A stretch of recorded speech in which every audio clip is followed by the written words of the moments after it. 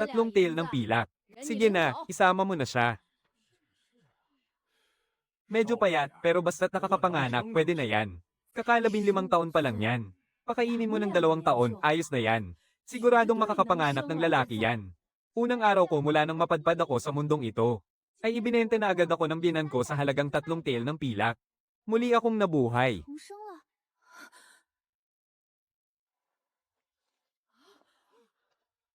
Masyadong maliit ang 3 tail.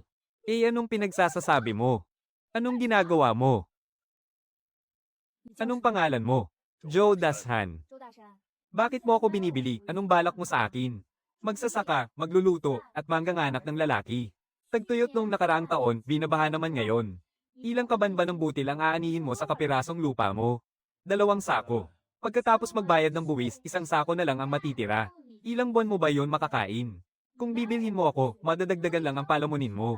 Pagdating ng ganitong panahon sa susunod na taon, pareho lang tayong mamamatay sa gutom. Hoy lecheng bata ka, anong kahibangan ang pinagsasasabi mo? Pero kung hindi mo ako bibilhin at sa halip ay uupahan mo ako, kaya kung paramihin ng 3 beses ang aanihin mong butil sa susunod na taon. 3 beses. Nabaliw na yata siya. Nasira na yata ang ulo kakatakas sa tagutom. Paano mo naman nasabi yan? Dahil alam ko kung paano magtanim ng pananim na pantagtuyot sa panahon ng tagbaha. At kung paano magtanim ng pananim na pangbaha sa panahon ng tagtuyot. Alam ko rin kung paano mag-ani ng 2 beses sa 1 taon mula sa iisang lupa. Napansin ko rin na ang lupa ninyo rito ay maalat na lupa. Hindi uubrang magtanim ng trigo sa ganyang lupa. Pero kung magtatanim ka ng millet, sorghum, o mga butong gulay, basta tama ang pataba, mas malaki pa ang aanihin mo kaysa sa trigo. Paano mo naman nalaman na maalat ang lupa rito? Base sa mga damo. Ang mga damong tumutubo sa maalat na lupa ay may mananipis na dahon, malalalim na ugat, at kulay abo. Lugi yata ako sa pagbenta ah. Totoo ba yung sinasabi mo na dadami ng 3 beses ang ani? Totoo ba? Sige, sagot ko na ang pagkain at tirahan mo. Sa aanihin natin, 3 bahagi sa iyo, 7 bahagi sa akin. O baka gusto mong 4 na bahagi sa iyo, 6 na bahagi sa akin. Ako ang bahala sa diskarte, ikaw naman sa lupa at lakas. Hinding-hindi ka malulugi. Payag ako, teka, miyembro siya ng pamilya Joe, bakit siya magsasaka para sa'yo? Tao niyo siya, tapos ibinibenta niyo lang ng 3 tail. Tapos na ang usapan. Sa pagsasaka para sa akin, kikita siya ng 30 tail sa 1 taon, akala mo ba tanga ako? Anong pero-pero? Kung umaangal ka, edi ikaw ang magsaka sa lupa ko. Bibigyan din kita ng 40-60 hatian, ikaw talaga, hahaha. Pumasok na tayo. May sakit ang nanay ko, doon ka muna matulog sa kabilang kwarto. Anong nangyari kay nanay? Nay, nandito na po ako.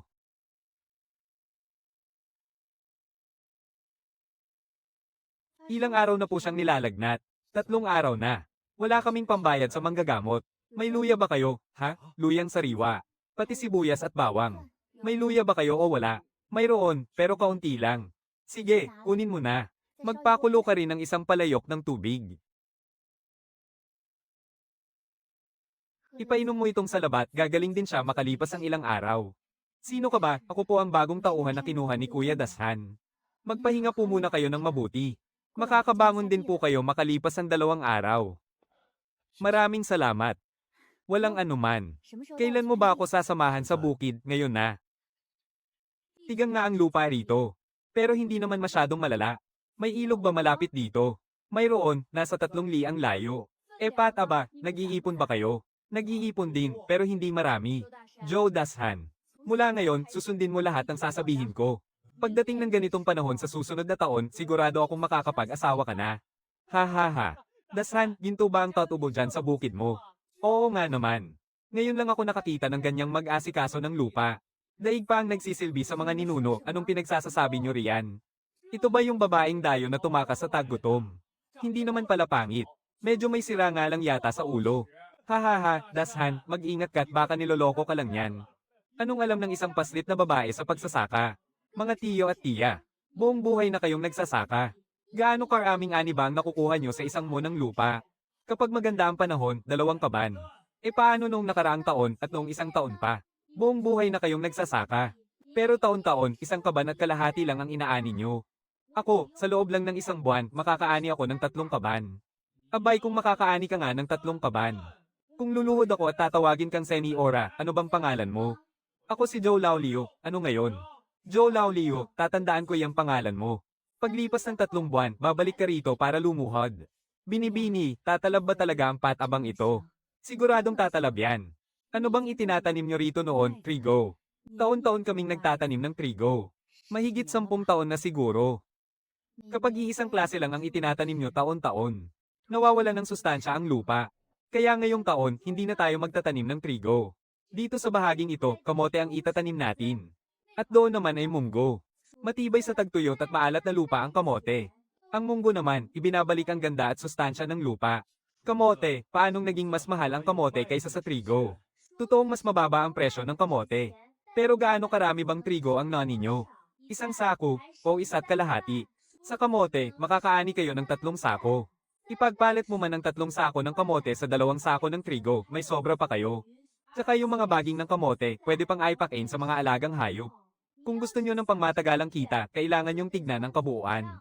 HMPH, sira ulo na yata ang babaeng yan. Linunod niya sa tubig yung lupa, hindi ba siya natatakot na mabulok yan? Ha ha ha, ano bang alam niyan? Galing pa man din sa syudad. Binibini, sigurado ba talagang uubra to? Maghintay lang kayo. Makalipas ang kalahating buwan, makikita nyo rin ang resulta. Mang Joe, kasisibol pa lang naman ang mga pananim natin. Matagal-tagal pa bago tayo makaani. Ay, ito. Mas maganda nga ang sibol ng mga to kaysa sa mga tanim natin ah. Ano bang ginawa mong himala rito, Ineng? Binibini. Mahigit 10 taon na akong nagsasaka. Pero ngayon lang ako nakakita ng ganitong kagandang mga sibol. Maghintay pa kayo ng 2 buwan hanggang sa anihan. At ipapakita ko sa inyo ang mas masaganang ani. Bakit hindi mo siya hinayaang lumuhod kanina? Nagmamadali ka ba? Mas nakakahiya kung sa mismong anihan pa siya luluhod at magmamakaawa. Oo nga pala, kumusta na ang pakiramdam ng nanay mo? Mabuti na siya, gusto ka nga raw niyang pasalamatan. Naku, wala yon. Alam mo ba kung anong pinag-uusapan ng mga taga-nayon tungkol sa'yo? Ano raw sabi? Sabi nila, isa ka raw mangkukulam. Kung kaya ng isang halimaw na magpatubo ng ganito kaganda sa lupa, edi sana ako na ang sinasamba nila. Hindi ka ba natatakot? Natatakot saan? Natatakot na ba kapag kamalan kang halimaw at sunugin ka nila, ano bang ginagawa mo? Iya. Paano mo ba talaga itinanim ang mga pananim na yan? Tio Joe, nandito ka ba para lumuhod o para matuto? Sige, kung gusto mong matuto, pwede. Pero may kondisyon. Mula ngayon, kapag nagtatrabaho ako sa bukid, huwag kang puro pangungutya dyan sa tabi. At imbes naman Ira, pwede mong aralin ang mga ituturo ko. Pero hindi ito libre.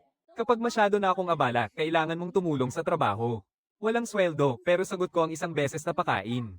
Sige, ayos na tayo dyan. Tulungan mo muna akong magbuhat ng pataba ngayon. Talaga bang tuturuan mo siya? Oo naman, mas maganda kung mas marami tayo. Para mas maging ligtas sa mga lupain natin. Kapag natutunan na ng lahat kung paano magtanim ng ganito, hindi na ako kayang sakta ng mga taong gusto akong ipahamak. 30 taon na akong nagsasaka. Pero ngayon lang ako nakakita ng ganito karaming ani. Paano ba talaga nagtanim ang batang babaeng yun? Yung mga pataba niya, ang pagdidilig niya, at kung ano-ano pang ginagawa niya. Kakaiba. Sobrang kakaiba talaga. Ang galing mo talaga, naku, wala pa yan. Senny o Rita, baka pwede namang. Iyo Joe, may nakalimutan ka yata. Noong isang araw, sinabi mo sa harap ng buong nayon, na kapag umabot sa 3 kaban ang ani ko, luluhod ka at tatawagin mo akong Senny o Rita. Ay, oo, tama, tama. Laulio, lumuhod ka na. Tuparin mo ang sinabi mo. Senny o Rita. Ha ha ha, sige na, tumayo ka na. Hindi naman mahalaga sa akin ang pagluhod mo. Mga tiyo at tiya, nakita nyo naman. Basta't marunong kayong magtanim, mas marami kayong aanihin sa lupang ito. Sa mga gustong matuto, lapitan nyo lang ako. Sagot ko na ang pakain sa inyo. Pero may isang patakaran. Kapag natuto na kayo, bawal ninyong sabihin sa mga tagalabas kung paano ko kayo tinuruan. At lalong bawal magtago ng sariling binhi, kailangan ninyong bumili sa akin. Kung sino man ang sisira sa usapan, huwag na kayong magpapakita pa rito.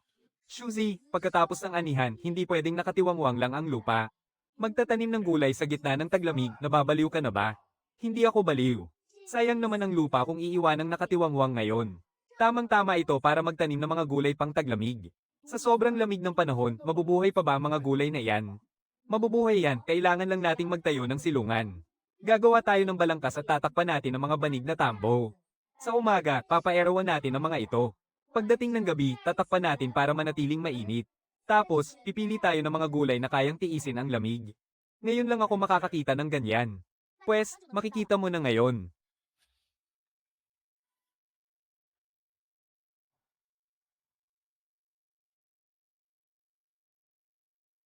Ano ba itong ginagawa nyo?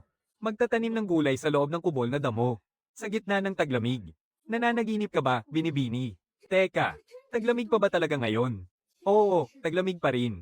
Pero umuulan na ng nyebe sa labas. Tingnan mo, hindi ba't mas mainit dito sa loob kaysa sa labas? Oo, mainit nga. Pumapasok kasi ang sikat ng araw. Hinaharangan ng mga banig ang malamig na hangin at dahil nakakulong ang init, tatubo ang mga gulay. Kung ganoon, pwede ba tayong magtanim ng tuloy-tuloy? Tama, tuloy-tuloy lang tayo hanggang sa pagsapit ng tagsibol. Pagdating ng araw na iyon sa buong bayan, tayo lang ang magkakaroon ng mga sariwang gulay. Teka, especially anoka ba ito? Oo, especially anoka. Especially anoka na tumutubo sa taglamig. Taga saang pamilya ka, Binibini? Mula sa nayo ng Joe at Shen ang apelyido ko. Binibining Shen, marami ka pa ba nito? Gaano karami ba ang kailangan mo? Bigyan mo muna ako ng 10 kilo para masubukan sa palengke. 50 barya ang 1 kilo, wala nang tawad. Masyado bang mahal? Hindi yan mahal. Kapag niluto nyo yan at inihain ng sariwa, maaari nyo itong ibenta ng 200 barya bawat plato. Siguradong pag-aagawan iyan ng mga mamimili. Sige, kukunin ko ang 10 kilo. Ang ating especially anoka ay aabot sa 50 kilo. 30 kilo naman para sa mga sibuyas na mura. Medyo matagal pa ang mga kutse bago magtagsibol pa money. 50 barya rin ang kada kilo. Gaano pa ba karami ang pwedeng anihin mula sa kubol natin? Kung ganoon, hindi ba't katumbas yon ng napakaraming pilak? Tama. At umpisa pa lang ito. 30 taon na akong nabubuhay pero ngayon lang ako nakakita ng ganito karaming pera. Anong problema? Tauhan siya ng pamilya namin. Yung perang sinasabi niya, sa akin dapat mapunta yun. Anong gagawin niyo rito kasama ng mga taong yan? Huwag ka nang pumunta, ako na.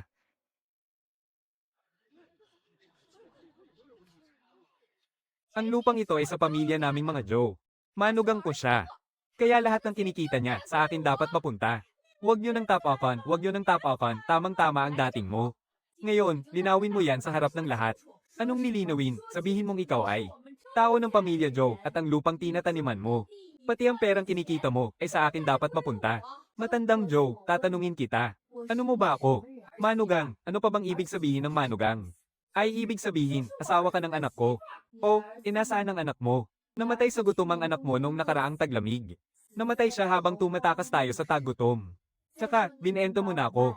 At isa pa, patay na ang anak mo, kaya isa na akong byuda. Ang isang byuda ay hindi nakabilang sa pamilyang Jonyo. Ayon sa batas ng dakilang Joe, ang mga byuda ay malayang makakapag-asawa muli. At maaari ring maghanap buhay para sa sarili. Kaya wala kang pakialam kahit isang kasing sa kinikita ko. Ay, ikaw. Nagsasalita ka ng kalokohan. Nang ibenta ako bilang alipin, naging malinaw kung sino ang bago kong amo. Kabilang na ako ngayon sa bahay ni Joe Dashan. At hindi sa pamilyang Joe mo. At kayong mga tumulong sa kanya para sirain ang mga pananim ko ngayon. Sa loob ng 2 oras, gusto kong makita kayo rito. Para humingi ng tawad. Kapag lumipas ang 2 oras at wala kayo, magkikita tayo sa husgado bukas. Palalampasin na lang ba natin to? Palalampasin, hindi pa tayo tapos.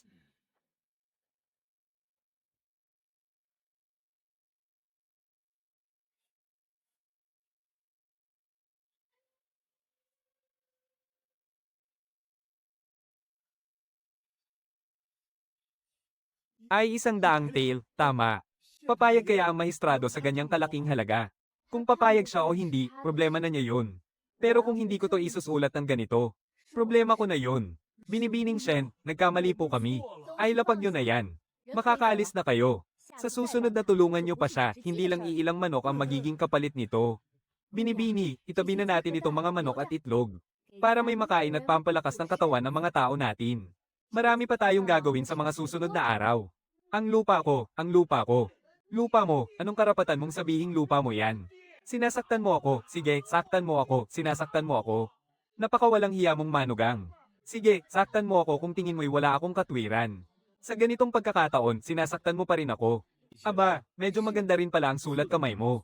Maghintay ka riyan, ipapatawag ka rin maya-maya ng kagalang-galang na hukom. Sinasabi mong sinira ni Ginang Joe ang mga gulay sa loob ng iyong kulandong na taniman. Ano naman iyang kulandong na sinasabi mo? Kagalang-galang na hukom, ito po ay isang paraan ng pagtatanim ng gulay kapag taglamig.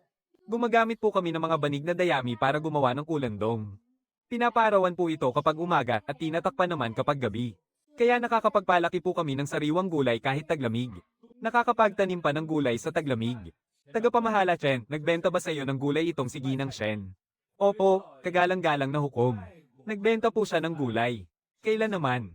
Ika-20 po ng huling buwan ng taon. 10 kilong spinach po, 50 barya ang kada kilo. 50 barya kada kilo ng gulay, ngayon ko lang narinig yan. Totoo bang binili mo yon? Totoo po. Kung hindi po kayo naniniwala, kamahal-maalang hukom. Narito po ang libro ng listahan. Ginang Shen, gaano karaming gulay ang sinasabi mong sinira ni Ginang Joe? Kagalang-galang na hukom, 50 kilo po ng spinach. At 30 kilo naman po ng sibuyas na mura. Kung ibabatay sa inaasahang kita, nagkakahalaga po ito ng 2 pirasong pilak. Bukod pa rito, nawasak din po ang kulandong at kailangan ng 3 pirasong pilak para maipaayos itong muli. Pero nakasulat sa inihain mong reklamo ay 103 pilak at 7 barya. Ibinalangkas po yan sa batas ng Dakilang Joe na nag-uutos ng 3 beses na pagbabayad pinsala. Kagalang-galang na hukom, mahal na mahistrado, manugang ko po ang babaeng iyan. Sa akin po dapat mapunta ang lahat ng kinikita niya. Katahimikan, Ginang Joe, inirereklamo ka ni Ginang Shen na sinira mo ang kanyang ari-arian. Umaamin ka ba sa kasalanan mo o hindi? Pag-aari po ng pamilya Joe ang lupang iyon. At kabilang din siya sa pamilya Joe, kaya kaninong lupa iyon? Ang lupa ay pag-aari ng pamilya ni Joe Dashan. Ano ba ni Ginang Shen si Joe Dashan? Siya po ang kanyang amo. Kailangang magbigay ng sweldo ang isang amo. Kung ganoon, anong karapatan mong angkinin ang perang pinaghirapan ni Ginang Shen? Kayo dyan, sabihin ninyo ang buong katotohanan sa mga nangyari ng araw na iyon. Opo, kagalang-galang na hukom. Nang araw pong iyon, inupahan kami ng matandang Joe para sirain ang kulandong na taniman. Binigyan niya po kami ng tig-20 barya bawat isa. Ginang Joe, anumang paninira ng ari-arian ay kailangang bayaran ng patas. Matapos suriin ang listahan ng mga pinsala. Malinaw ang mga ebidensya. Ginang Joe, ikaw mismo ang umamin sa iyong kasalanan. Kaya hinahatulan kita ng korteng ito na magbayad ng danyos. Magbayad ka kay Ginang Shen ng 103 tail at 7 barya ng pilak. Kailangan mo itong bayaran ng buo sa loob ng 10 araw. Kapag hindi ka nakapagbayad sa takdang oras, ikukulong ka ayon sa batas, tapos na ang pagdinig. Paano kung wala talaga siyang pera? May pera yan. Nakaipon siya ng mahigit 20 tail ng pilak na itinago niya sa ilalim ng higon. May 2 ektarya pa siyang sariling lupa. Kapag naibenta yun, kikita siya ng 20 hanggang 30 tail. Kung magtutulungan ng lahat sa pag-ambag, mabubuo talaga ang 100 tail. Paano mo nalaman noong tumatakas tayo noon sa tagutom, narinig ko sa buong paglalakbay? Tandang-tanda ko pa. Ikaw ba talaga si Shen Maimiao? Joe Dashan, sino ba ako sa tingin mo? Hindi ko alam. Pero siguradong hindi ikaw yung dating Shen Maimiao. Yung dati ay hindi marunong magsampa ng kaso at nagtatago pa kapag nakikita ko. Eh di, natatakot ka ba? Saan naman ako matatakot na baka isa kang halimaw? May halimaw bang kayang magpatubo ng ganyan kaganda sa mga pananim? Kung halimaw ka man, isa kang mabuting halimaw. Halika na, bilasan na natin. May mga itatanim pa tayong gulay sa bahay. Binibini. Sa atin na ba talaga ang lahat ng ito? Oo. Sapat na ang perang ito para makapagpatayo pa tayo ng 10 bahay taniman. Pagsapit ng susunod na taglamig, sisiguraduhin nating ang lahat ng tao sa buong bayan ay makakakain ng mga sariwang gulay. Anong iniisip mo? Iniisip ko lang. Kung hindi kita inupahan noong 1 taon, ano na kaya ang ginagawa ko ngayon? Siguro, naguhukay pa rin ako sa lupa para may makain. Magtitiis pa sana sa hirap ng ilang taon. At baka namatay na rin sa gutom tulad ng tatay mo noong panahon ng tagtuyot. Pero hindi na mangyayari yun ngayon. Eh ikaw, aalis ka rin ba balang araw? Aalis, sa ganda ng lupang ito, bakit naman ako aalis?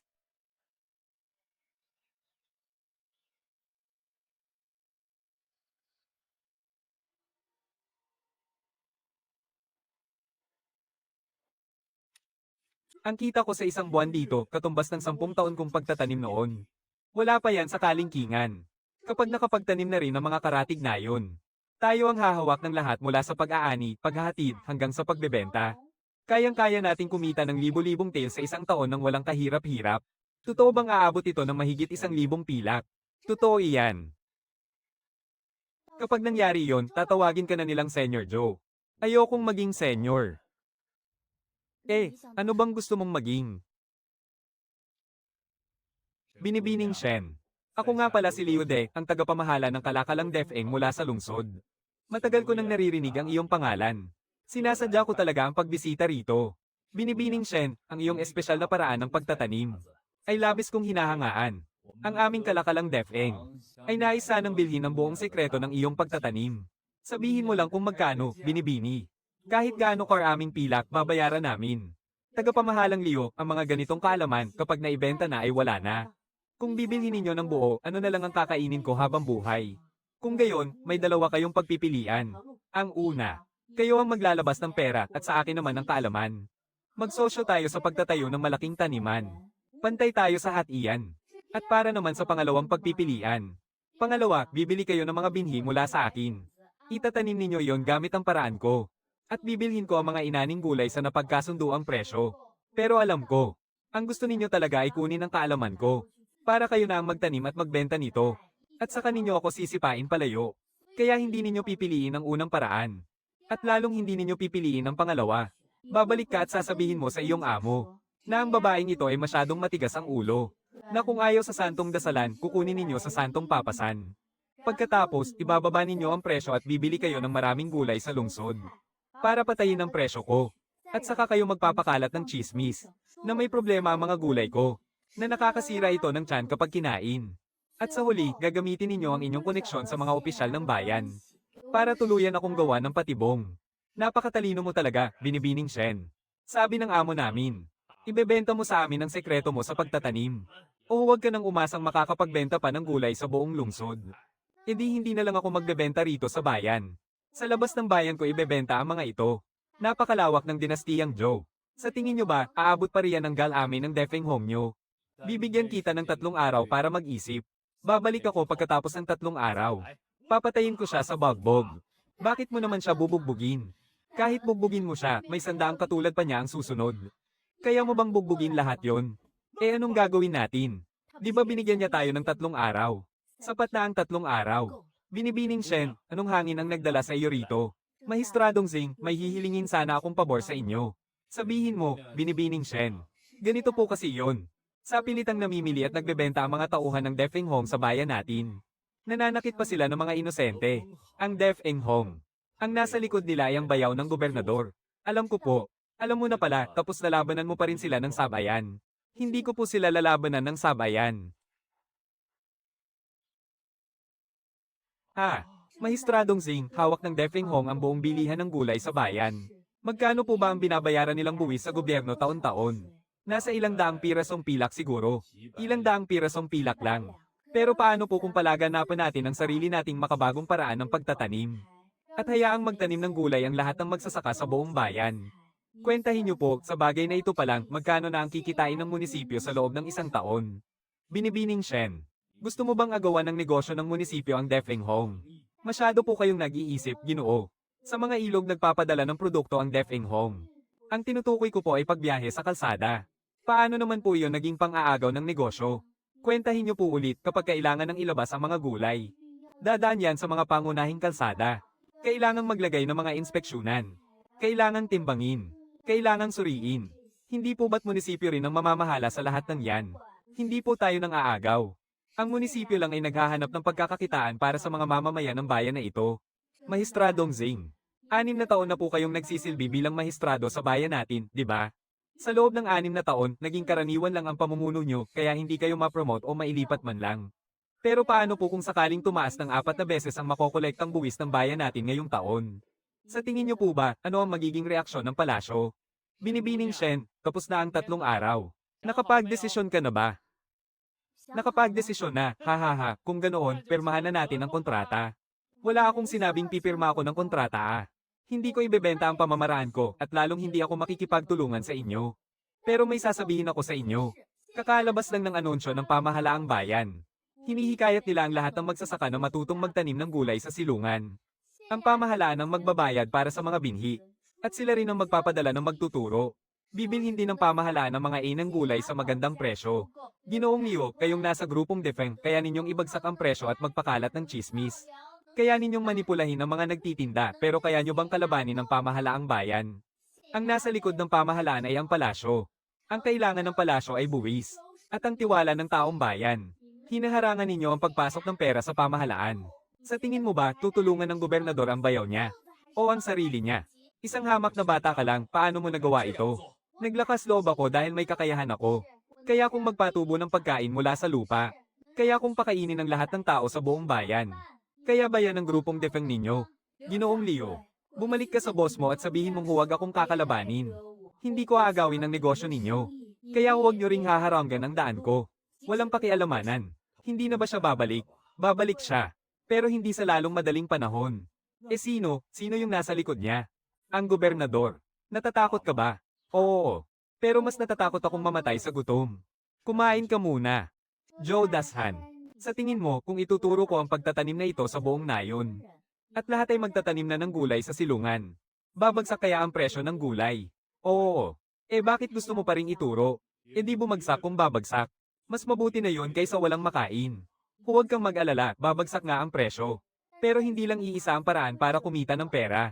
Kapag nagtatanim na ng gulay ang lahat, gagawa tayo ng ibang negosyo. Anong gagawin? Ipoproseso natin. Mga inatsara at pinatuyong gulay. Mga recipe para sa buro. Gagawin nating pangmatagalan ng mga gulay para hindi agad masira. Ibebenta natin sa mas malalayong lugar. Sa panahong iyon, hindi na lang 50 barya ang bawat KT. Magiging 500 barya na. Hindi ko maintindihan. Hindi mo na kailangang intindihin. Ang mahalaga, marunong kang magsaka. Ipaubaya mo na sa akin ang lahat.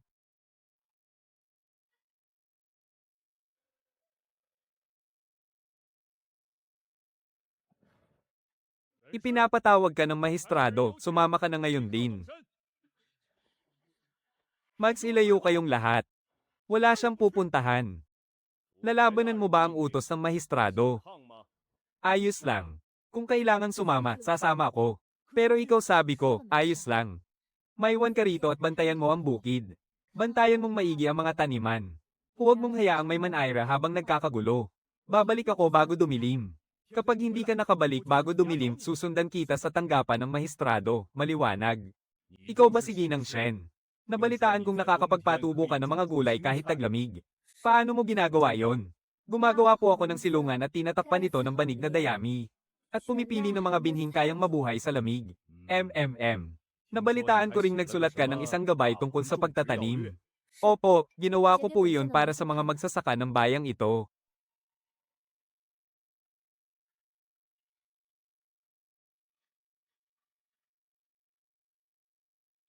Ginang Shen, alam mo ba kung gaano kahalaga itong librong ginawa mo? Hindi po. Ito po ba'y walang katumbas na halaga? Pakiusap, linawin niyo po, mahal na mahistrado. Alam mo ba kung bakit? Dahil sa 5 hilagang probinsya ng ating dinastiyang Zhou, daan-daang libong tao ang namamatay sa gutom tuwing taglamig. Kung ang lahat ay makakapagtanim ng gulay sa taglamig, kahit pa madagdagan lang ng kaunti ang kanilang makakain. Kalahati sana ng mga namamatay ang iligtas natin. Ginang Shen, wala ako rito para makipag-usap sa iyo tungkol sa kalakalan ng DepEng. Akala mo ba'y hindi ko alam? Ang hanggal na si Liu Dao na yon. Ginagamit niya ang pagiging bayaw ko para gumawa ng mga kalapastanganan sa labas. Matagal ko na siyang gustong turuan ng leksyon. Pero hindi lang siya ang nagkaka-interes sa pamamaraan mo sa pagtatanim. Papunta na rito ang mga tao mula sa kapitolyo ng probinsya. Mas mayaman sila kaysa sa inaakala mo. At mas walang sinasanto kaysa sa iniisip mo. Isa ka lang hamak na dalagang magsasaka, wala kang laban sa kanila. Ginoong Son, yung sinasabi niyo pong pagtuturo, paano ko po ba ituturo? Anong ibig mong sabihin? Ang ibig ko pong sabihin, maraming paraan ng pagtuturo. Ang una ay ang libreng pagbabahagi ng kaalaman, na wala man lang akong mapapala. Ang isa naman ay pakikipagtulungan. Kaya ko pong ituro ang pamamaraan. Pero hindi po ito libre. May 3 po akong kondisyon. Sige, sabihin mo, Binibining Shen. Una, gusto ko pong bigyan ako ng palasyo ng opisyal na titulo. Maging opisyal man sa agrikultura o sa edukasyon. Basta hindi na po ako basta-bastang maapi ng iba. Pangalawa, gusto ko ang makabagong pamamaraan ko sa pagtatanim sa 5 probinsya sa Hilaga. Sa oras na ipalaganap ito, sa lahat ng lugar na gagamit ng paraan ko, dapat ilagay ang pangalang Pamamaraang Shen. Ang reputasyon ko po ay ang aking buhay. Pangatlo, gusto kong malibre sa pagbabayad ng buwis. Ha ha ha. Binibining Shen. Alam mo ba na nakikipagkasundo ka ngayon sa mismong kagalang-galang na gobernador? Alam ko po. Pero sinabi rin po ni gobernador kanina na ang aklat na ito ay walang katumbas na halaga. Ang isang bagay na ganoon kahalaga ay hindi pwedeng makuha ng libre, hindi po ba? Hindi ko maipapangako ang una, kailangan ko pa itong iulat sa palasyo. Walang problema sa pangalawa. Sa pangatlo, hanggang 1 taon lang. 1 taon at kalahati. 1 taon. Wala nang tataas pa dyan. Sige, payag ako. Ayos ka lang ba? Ayos lang. Tara na, umuwi na tayo. Hindi ka ba nila pinahirapan? Hindi naman. Bakit ka nila pinatawag? Nakipagnegosyo. Sa kagalang-galang na gobernador, oo. Nagkasundo ba kayo? Oo, nagkasundo kami. Ibig sabihin ba niyan, hindi mo na kailangang magtanim? Ako, sinong may sabing hindi na? Siyempre, kailangan pa rin nating magtanim. Palalakihin pa natin ng husto ang mga pananim natin pagdating ng araw. Gaano kalaki, aabot sa buong 5 probinsya ng Hilaga. Kahit taglamig, makakakain pa rin sila ng mga sariwang gulay. Joe Dashan, tigilan mo na ang paghit-hit ng tabako mula ngayon. Bakit naman, masama yan sa baga? Kung masisira ang baga mo kakahit-hit niyan, sino na lang ang tutulong sa aking mag-asikaso ng mga sakahan? Nakabalik na si Binibini. Ayos ka lang ba, hindi ka ba pinahirapan ng mga taga-Fuyang? Wala ito, sige na, matulog na kayong lahat. Tuloy pa rin ang trabaho natin bukas. Binibini, kung may masamang mangyari sa'yo, hindi papayag ang buong nayon. Tinuruan mo kaming magtanim. At binigyan mo kami ng makakain. Ikaw ang tagapagligtas ng aming nayon. Naiintindihan ko, sige na at matulog na kayo. Narinig mo ba yon? Narinig ko. Dati, tinatawag ka pa nilang halimaw. Alam kong ako ang pinag-uusapan nila noon. Pero yun ay dahil nabibigyan ko na sila ng sapat na pagkain. Ang mga tao nga naman, kapag busog na, hindi natakot kahit sa anong halimaw. Pero ako, simula pa lang, hindi na ako takot sa iyo. Sige na, matulog ka na. Marami pa tayong gagawin bukas. Binibini, ikaw. Isa ka na bang opisyal ngayon? Hindi naman talaga opisyal, titulo lang yon. Pero titulo pa rin yun na hindi nakukuha ng mga ordinaryong tao. Magkano ba ang matitipid sa isang taong walang buwis? Batay sa ani natin ngayon, baka umabot sa 300 pilak. Saan naman naabot ang 300 pilak? Sapat lang yun para makapagpatayo ng mahigit 30 greenhouse. Saan ka pupunta, magpapatayo ng greenhouse? Mahigit 30 yon, haha. Ito pala yung greenhouse para sa mga gulay. Oo, dito mismo, tumutubo ang mga gulay kahit nataglamig. Isang utos mula sa mahal na inang Reyna. Ipinapatawag ka sa kabisera para magturo. Paano ko po kayo dapat tawagin, Ginoong Yunuko? Leo ang apelyido ko. Yunuko Leo. Paano po ako nakilala ng inang Reyna? Ang pamamaraan mo sa pagtatanim ng gulay sa greenhouse ay iniulat ni Son Demang. Nakarating ang sulat sa palasyo. Nabasa ito ng inang Reyna at naging interesado siya. Gusto kanyang makita. Kailan po tayo aalis? Bukas. Ito ay utos ng inang Reyna. Balak mo pa bang pumili ng araw? Nako, hindi po. Kaya lang, may mga kailangan pa po akong asikasuhin bago tayo umalis. Pwede tayong umalis bukas. Pero kailangan kong magsama ng ilang tao. Magsasama ng tao, sino mga isasama mo? Ang mga kasosyo ko. Tia Leo. Tio Joe, halika rito sandali. Yunuko Leo, sila po. Ito si Tio Joe, siya ang tagapamahala ko sa malaking taniman. Ito naman si Tia Leo. Siya ang nag-aasikaso ng mga binhi ko. At pati ba yung mga yun doon, kasama rin, Binibining Shen. Ipinatawag ka ng inang Imperatrice para magturo. Hindi para ilipat ang buong sakahan mo doon. Alam ko. Pero di ba, gusto makita ng mahal na inang Imperatrice kung paano magtanim ng gulay. Anong silbi kung puro salita lang ang maririnig niya sa akin? Kailangan niyang makita mismo kung sino talaga ang nagtatanim at kung paano ito ginagawa. Binibining Shen, napakaraming tao nitong dadalhin mo sa kabisera. Kung nag-aalala kayo sa panggastos sa biyahe, ako ang magbabayad. Hindi manggagaling sa palasyo kahit ni isang kasing. Pambihira. Binibini, talagang aalis ka na papuntang kabisera. Oo, aalis ako. Pero kung kailan ako babalik, hindi ko pa alam. Pero makabalik man ako o hindi, hindi pwedeng mapabayaan ang kabuhayan natin dito. Tia Leo, sa'yo ko na ipinagkakatiwala ang malaking taniman. Ako, nako. Hindi ko yata kaya yan, kakayanin mo, ilang buwan ka na rin nag-aaral sa akin. Natutunan mo na ang lahat ng pasikot-sikot sa pagtatanim ng gulay. Mula sa pagdidilig, paglalagay ng pataba, hanggang sa paggawa ng balag at pagtataboy ng peste. May ginawa ka ba riyan na hindi kasing husay ng gawa ko? Hawakan mo ang susi ng taniman. Ikaw na ang baalang mag-asikaso ng mga trabaho araw-araw. Kung may magmamatigas ng ulo, sabihin mo agad sa akin. Pagbalik ko, ako mismo ang magpaparusa sa kanila. Tandaan mo, ikaw na ang punong tagapamahala ng gulayan ng pamilya Shen. Kapag may nangahas na apihin ka, sisiguraduhin kong hindi nila magugustuhan ang mangyayari sa kanila. Binibining Maymeow, iutos mo lang po kahit ano. Sagana po tayo sa lakas ng katawan, Binibini. Gusto ko rin po sanang sumama. Hindi ka pwedeng sumama. Kailangan mong maiwan dito para bantayan ng mga binhi. Mas mahalaga pa sa pilak ang mga binhing yun. Hindi ako mapapanatag kung sa iba ko ito ipagkakatiwala. Huwag po kayong mag-alala, Binibini. Kapag may nawalang kahit isang butil, ulo ko ang ipapalit ko, huwag na. Ano namang gagawin ko sa ulo mo? Bantayan mo lang ng maigi ang mga binhi, sapat na yun. Sasama rin ba siya? Oo, sasama siya. Kasosyo ko rin siya. Siya ang pinakakabisado sa lahat ng nangyayari sa bukid natin. Talaga bang makakasama ako? Ni hindi pa nga ako nakakalabas ng bayan. Ayos lang ba talaga? Nakapunta na ko roon. Mag-iingat kayo sa daan, opo inay, alam ko po. Sabi mo kanina, nakapunta ka na sa bayan. Kailan pa, bakit hindi ko alam? Sa panaginip. Ang dami mo namang napupuntahan sa panaginip mo.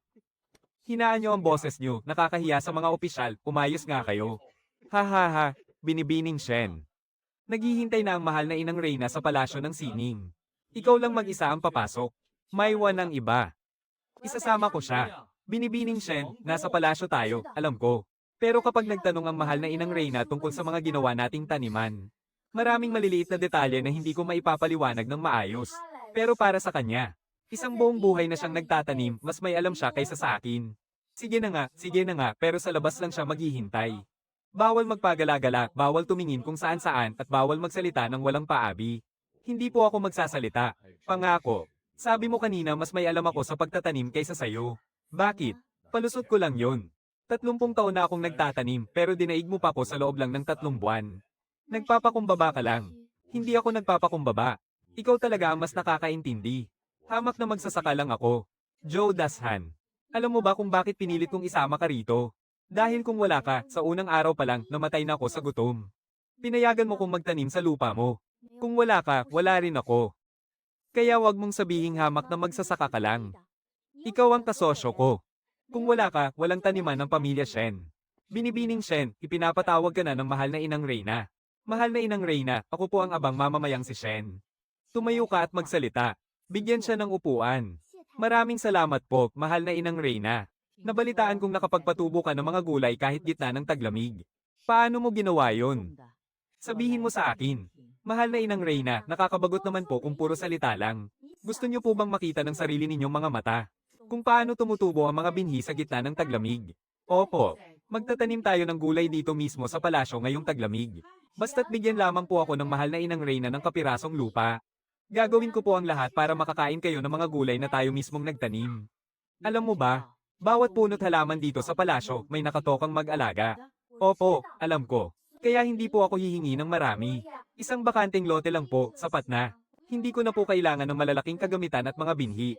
Ako na rin po ang bahala sa mga tauhan. May lakas ka rin ng loob. Mga kawal, ibigay niyo sa kanya ang bakanteng lote sa likod ng hardin.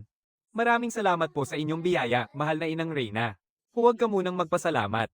Dahil kapag wala kang napatubo, paparusahan kita. Kung wala po akong mapatubo, handa po akong tanggapin ang parusa. E paano naman kung may tumubo? Kapag may tumubo po, makakakain po ng sariwang gulay ang mahal na inang Reyna. Wala na po akong ibang hihilingin pa. Nakakatuwa. Nakakaaliw ka talagang bata ka. Teka, hindi maganda ang lupang ito. Bakit hindi? Masyadong tuyot. Kailangan muna itong patabain. Patabain, gaano katagal kung sa normal na paraan, aabutin ng 1 taon yan? Hindi na aabutin ng 1 taon. 1 buwan, sapat na. Paano papatabain, gagamit ba ng mga nabubulok na halaman? Di ba may mga tuyong sanga at bulok na dahon doon? Kunin nyo yon at sunugin, tapos ihalo ang abo sa lupa. Tapos lagyan pa ng pataba mula sa dumi ng hayop at ibabad ng kalahating buwan, aayos na ang lupa. Susunugin. Bawal basta-bastang magsiga dito sa palasyo. Hindi natin susunugin ng direkta sa lupa. Susunugin natin sa loob ng batya. Pinunong niyo, maliit na bagay lang ito, siguro naman magagawan mo ng paraan, di ba? Mas malalim pa, laliman nyo pa. Hukayin nyo ang lupa mula sa ilalim pa ibabaw. Ikalat ng maigi ang abo. Huwag ninyong ibunton sa iisang pwesto. Yung pataba, huwag ninyong direktang ilagay. Tunawin muna sa tubig bago idilig. Binibining Shen, bakit kailangang hukayin ng ganito kalalim? Para bumaon pababa ang mga ugat. Kapag malalim ang lupa, mas tumitibay ang ugat. E para saan naman yung pagkalat ng abo? May taglay kasing potasyo ang abo. Potasyo pampatibay ng tangkay. Ganoon ba talaga kahalaga ang bagay na yon? Napakahalaga ng mga binhi. Kaya hindi ito dapat sayangin. Bawat isang binhi, isang gulay ang kapalit. Ang kakarampot na ito ay nagkakahalaga na ng 1 tail ng pilak. Pinunong niyo, ang 1 tail ng pilak na ito, ay makakapalit lang ng gulay na nagkakahalaga ng 10 tail ng pilak. Matalino kayo, alam nyo na yan. May itinayong puting bahay sa hardin sa likuran. Sabi nila, nakakapagpatubo raw ito ng gulay kahit taglamig. Binibining Shen, kanino mo natutunan ang kasanayang ito? Mahal na inang Reyna, wala pong nagturo sa akin. Noong bata pa po ako, muntik na akong mamatay sa gutom habang tumatakas sa taggutom. Hanggang sa napanaginipan ko po ang isang matandang may puting balbas na nagturo sa akin ito. At nang magising ako, tandang-tanda ko na po ang lahat. Biyaya talaga ito ng langit para ikaw ay mabuhay. Kung gayon, handa mo bang ituro ang kasanayang ito sa iba? Opo, handa po ako. Wala po akong ipagkakait, ipapasa ko ang lahat. Pero mayroon po akong isang kondisyon. Anong kondisyon? Magtuturo po ako, pero hindi ng libre. Dapat malaman ng mga tuturuan ko kung kanino nila natutunan ang kasanayang ito. Ang galing mo rin gumawa ng pangalan para sa sarili mo. Mahal na Inang Reyna, hindi po ako naghahangad ng kasikatan. Natatakot lang po ako na kapag may natuto ng kasanayang ito, ay balikan nila ako at apihin. Wala po kasi akong malakas na tagapagtanggol. Kaya pangalan ko lang po ang tanging magsisilbing proteksyon ko. Pinapayagan ko. Binibining Shen, napakaganda ng tubo ng mga especially enoka at sibuyas na ito. Dalhin na ito sa kusina ng palasyo, masusunod po. Especially enoka ito na tumubo sa gitna ng taglamig. Opo, kamahalan. Itinanim po ito sa hardin sa likuran. Ano nga ulit ang pangalan ng dalagang nagtanim nito? Si Shen po mula sa nayon ng Georgia. Mahusay siya. Gantimpalaan si Shen dahil sa kanyang husay sa pagtuturo. Bigyan siya ng 100 tael ng ginto, 10 rolyo ng seda, at igawad sa kanya ang titulong tagapagturo ng agrikultura. At ipagkaloob sa kanya ang pribilehiyo ng ika-8 antas na opisyal. Shifeng, opisyal ka na, nako, hindi pa maituturing na opisyal ang ika-8 antas. Pero sumasahod ka na rin mula sa palasyo, hindi ba? Oo naman. Kung mananatili ka na rito sa kabisera, paano na ang mga bukirin natin sa nayon? At sino namang nagsabi na mananatili ako rito? Hindi ka mananatili sa kabisera. Hindi na tayo magtatagal. Pagkatapos ng mga gagawin natin dito sa kabisera, uuwi na tayo. Ang bukid sa nayon. Naghihintay pang tamnan ko. Pero inutos ng Inang Reyna na turuan mo ang iba. Kapag marunong nang magtanim ang lahat, may ibebenta pa ba natin ang mga gulay natin? Aba, Joe Dashan, marunong ka na palang magkwenta ng kikitain. Unang hakbang pa lang ang pagtatanim ng gulay. Kapag marunong nang magtanim ang lahat, gagawin naman natin ang mga bagay na hindi nila kaya. Ano namang itatanim natin? Magpapalago tayo ng mga sariling binhi. Kapag hawak natin ang mga binhi, hinding-hindi na nila tayo mahahabol kahit kailan. Wala akong alam sa mga ganyan. Hindi mo na kailangang intindihin pa. Gaya nga ng lagi kong sinasabi. Basta't marunong kang magsaka, ayos na. Ako nang bahala sa lahat ng iba pa. Sabi mo kanina, unang hakbang pa lang ang pagtatanim. HMM. Ano naman ang pangalawang hakbang? Ang pangalawang hakbang ay ang gawing isang malaking gulayan ng buong hilaga. HMM, binibining Shen. Inutos ng Inang Reyna na manatili ka pa sa palasyo ng ilang araw para isulat ang paraan ng pagtatanim sa bahay-taniman. Ayos ba? May naisip po akong paraan. Nais po ng Inang Reyna na palaganapan ng pamamaraang ito. Kung isusulat lang po sa papel, hindi ito maiintindihan ng mga karaniwang tao. Mas mabuti pong ituro ko ito ng mismong gawa at magbukas ng klase. Wala pong bayad. Sapat na pong mabigyan sila ng pagkain. Kapag natuto na ang mga mag-aaral, uuwi sila para magtanim. Para man kainin nila mismo o kaya ibenta. Pero alam mo ba, kapag ipinamigay mo ang pamamaraang ito, wala ka nang kikitain balang araw. Alam ko po iyon. Pero sa 5 lalawigan sa Hilaga, daan-daang libong tao ang namamatay sa gutom tuwing taglamig. Kung ang bawat isa ay magkakaroon ng gulay na makakain sa taglamig, mas higit na mabuti iyon kaysa sa kumita ng salapi. Ipaparating ko po ito sa Inang Reyna. Pinahihintulutan si Binibining Shen na magpatayo ng isang sentro ng pagsasaka sa labas ng kabisera. Sino mang nagnanais matuto, anuman ang katayuan sa buhay, ay malugod na tatanggapin. Ang lahat ng kakailanganing gastusin ay sasagutin ng kaba ng palasyo. Tingnan nyo itong iginawad sa aking kasuotan ng ika-5 ranggo. Ang ika-5 ranggo ay mas mataas pa sa mahistrado ng bayan. Hindi mahalaga kung gaano kataas ang ranggo. Ang mahalaga ay mas marami na tayong magagawa ngayon. Ate, nandito ka rin ba para matutong magtanim ng gulay? Sa nayo namin nung nakaraang taglamig, 7 tao ang namatay sa gutom. Ayoko nang makitang nagugutom ang mga bata. Dito ka na pamwesto. Sa inyong lahat, simula ngayong araw, tuturuan ko kayo kung paano magtanim ng gulay kahit taglamig. Ineng, buong buhay na kaming nagtatanim. Ang taglamig ay taglamig. Paano naman tatubo ang mga gulay doon? Ngayong umaga ko lang ito pinitas. Tingnan nyo kung sariwa ba o hindi. Totoo ba yan? Hindi maaari. Baka tira lang yan kahapon, kung hindi kayo naniniwala, tikman nyo mismo. Gulay ito na tumubo sa gitna ng taglamig. Mas matamis at mas malutong. Sa ganitong lamig, nakapagpatubo siya ng ganitong klaseng gulay. Ang tamis nga, ang aklat na ito ay ako mismo ang sumulat. Mula sa pagpili ng lupa hanggang sa pagbiyahe ng mga gulay. Isa-isang nakasulat dyan ng napakalinaw. Nandito kayo para matuto. Wala akong ipagkakait sa inyo. Ituturo ko ang lahat pero kapag natuto na kayo, kung sino man ang gagamit ng kaalamang ito para manlamang ng kapwa. Tulad ng pagmamanipula ng presyo, panggigipit sa mga maliliit na magsasaka at pagkontrol sa merkado. Ako mismo ang haharap at maniningil sa kanya. Isa ka lang namang hamak na dalagita. Paano ka naman maniningil sa kanila? Maaaring hindi nyo pa alam. Kamakailan lang ay ginawaran ako ng Reyna Ina ng ikalimang ranggo. Kung sapat na ba ang ikalimang ranggo para maningil, kayo na ang humusga. Sa pagpili ng lupa, una, dapat itong nakakubli sa hangin. Kapag malakas ang hangin, masisira ang mga tolda. Pangalawa, dapat nasisikatan ng araw. Pangatlo, dapat malapit sa tubig. Sa lugar namin, nakakubli nga sa hangin. Pero hindi naman nasisikatan ng araw at malayo pa sa tubig. Kung ganoon, unahin natin ang pinakamahalaga, ang pagiging nakakubli sa hangin. Kapag masyadong malakas ang hangin, hindi natin maisasalba ang mga tolda. Ate, marunong ka bang magbasa? Hindi eh. Pero ginaya ko lang ang pagguhit sa dalawang salitang ito. Maganda ang gawa mo, mag-ensayo ka pa pag-uwi. Ilang aklat ba ang naipamigay natin ngayong araw? Hindi sapat ang 100 kopya. Sapat na kaya kung magdadagdag tayo bukas. Sapat na ang 1 kopya para sa isang buong nayon. Hayaan mong ipasapasa nila yan sa isa't isa para mabasa ng lahat pag uwi nila. Paano naman ang mga hindi marunong magbasa? Babasahin nyo ng mga marunong magbasa para sa kanila.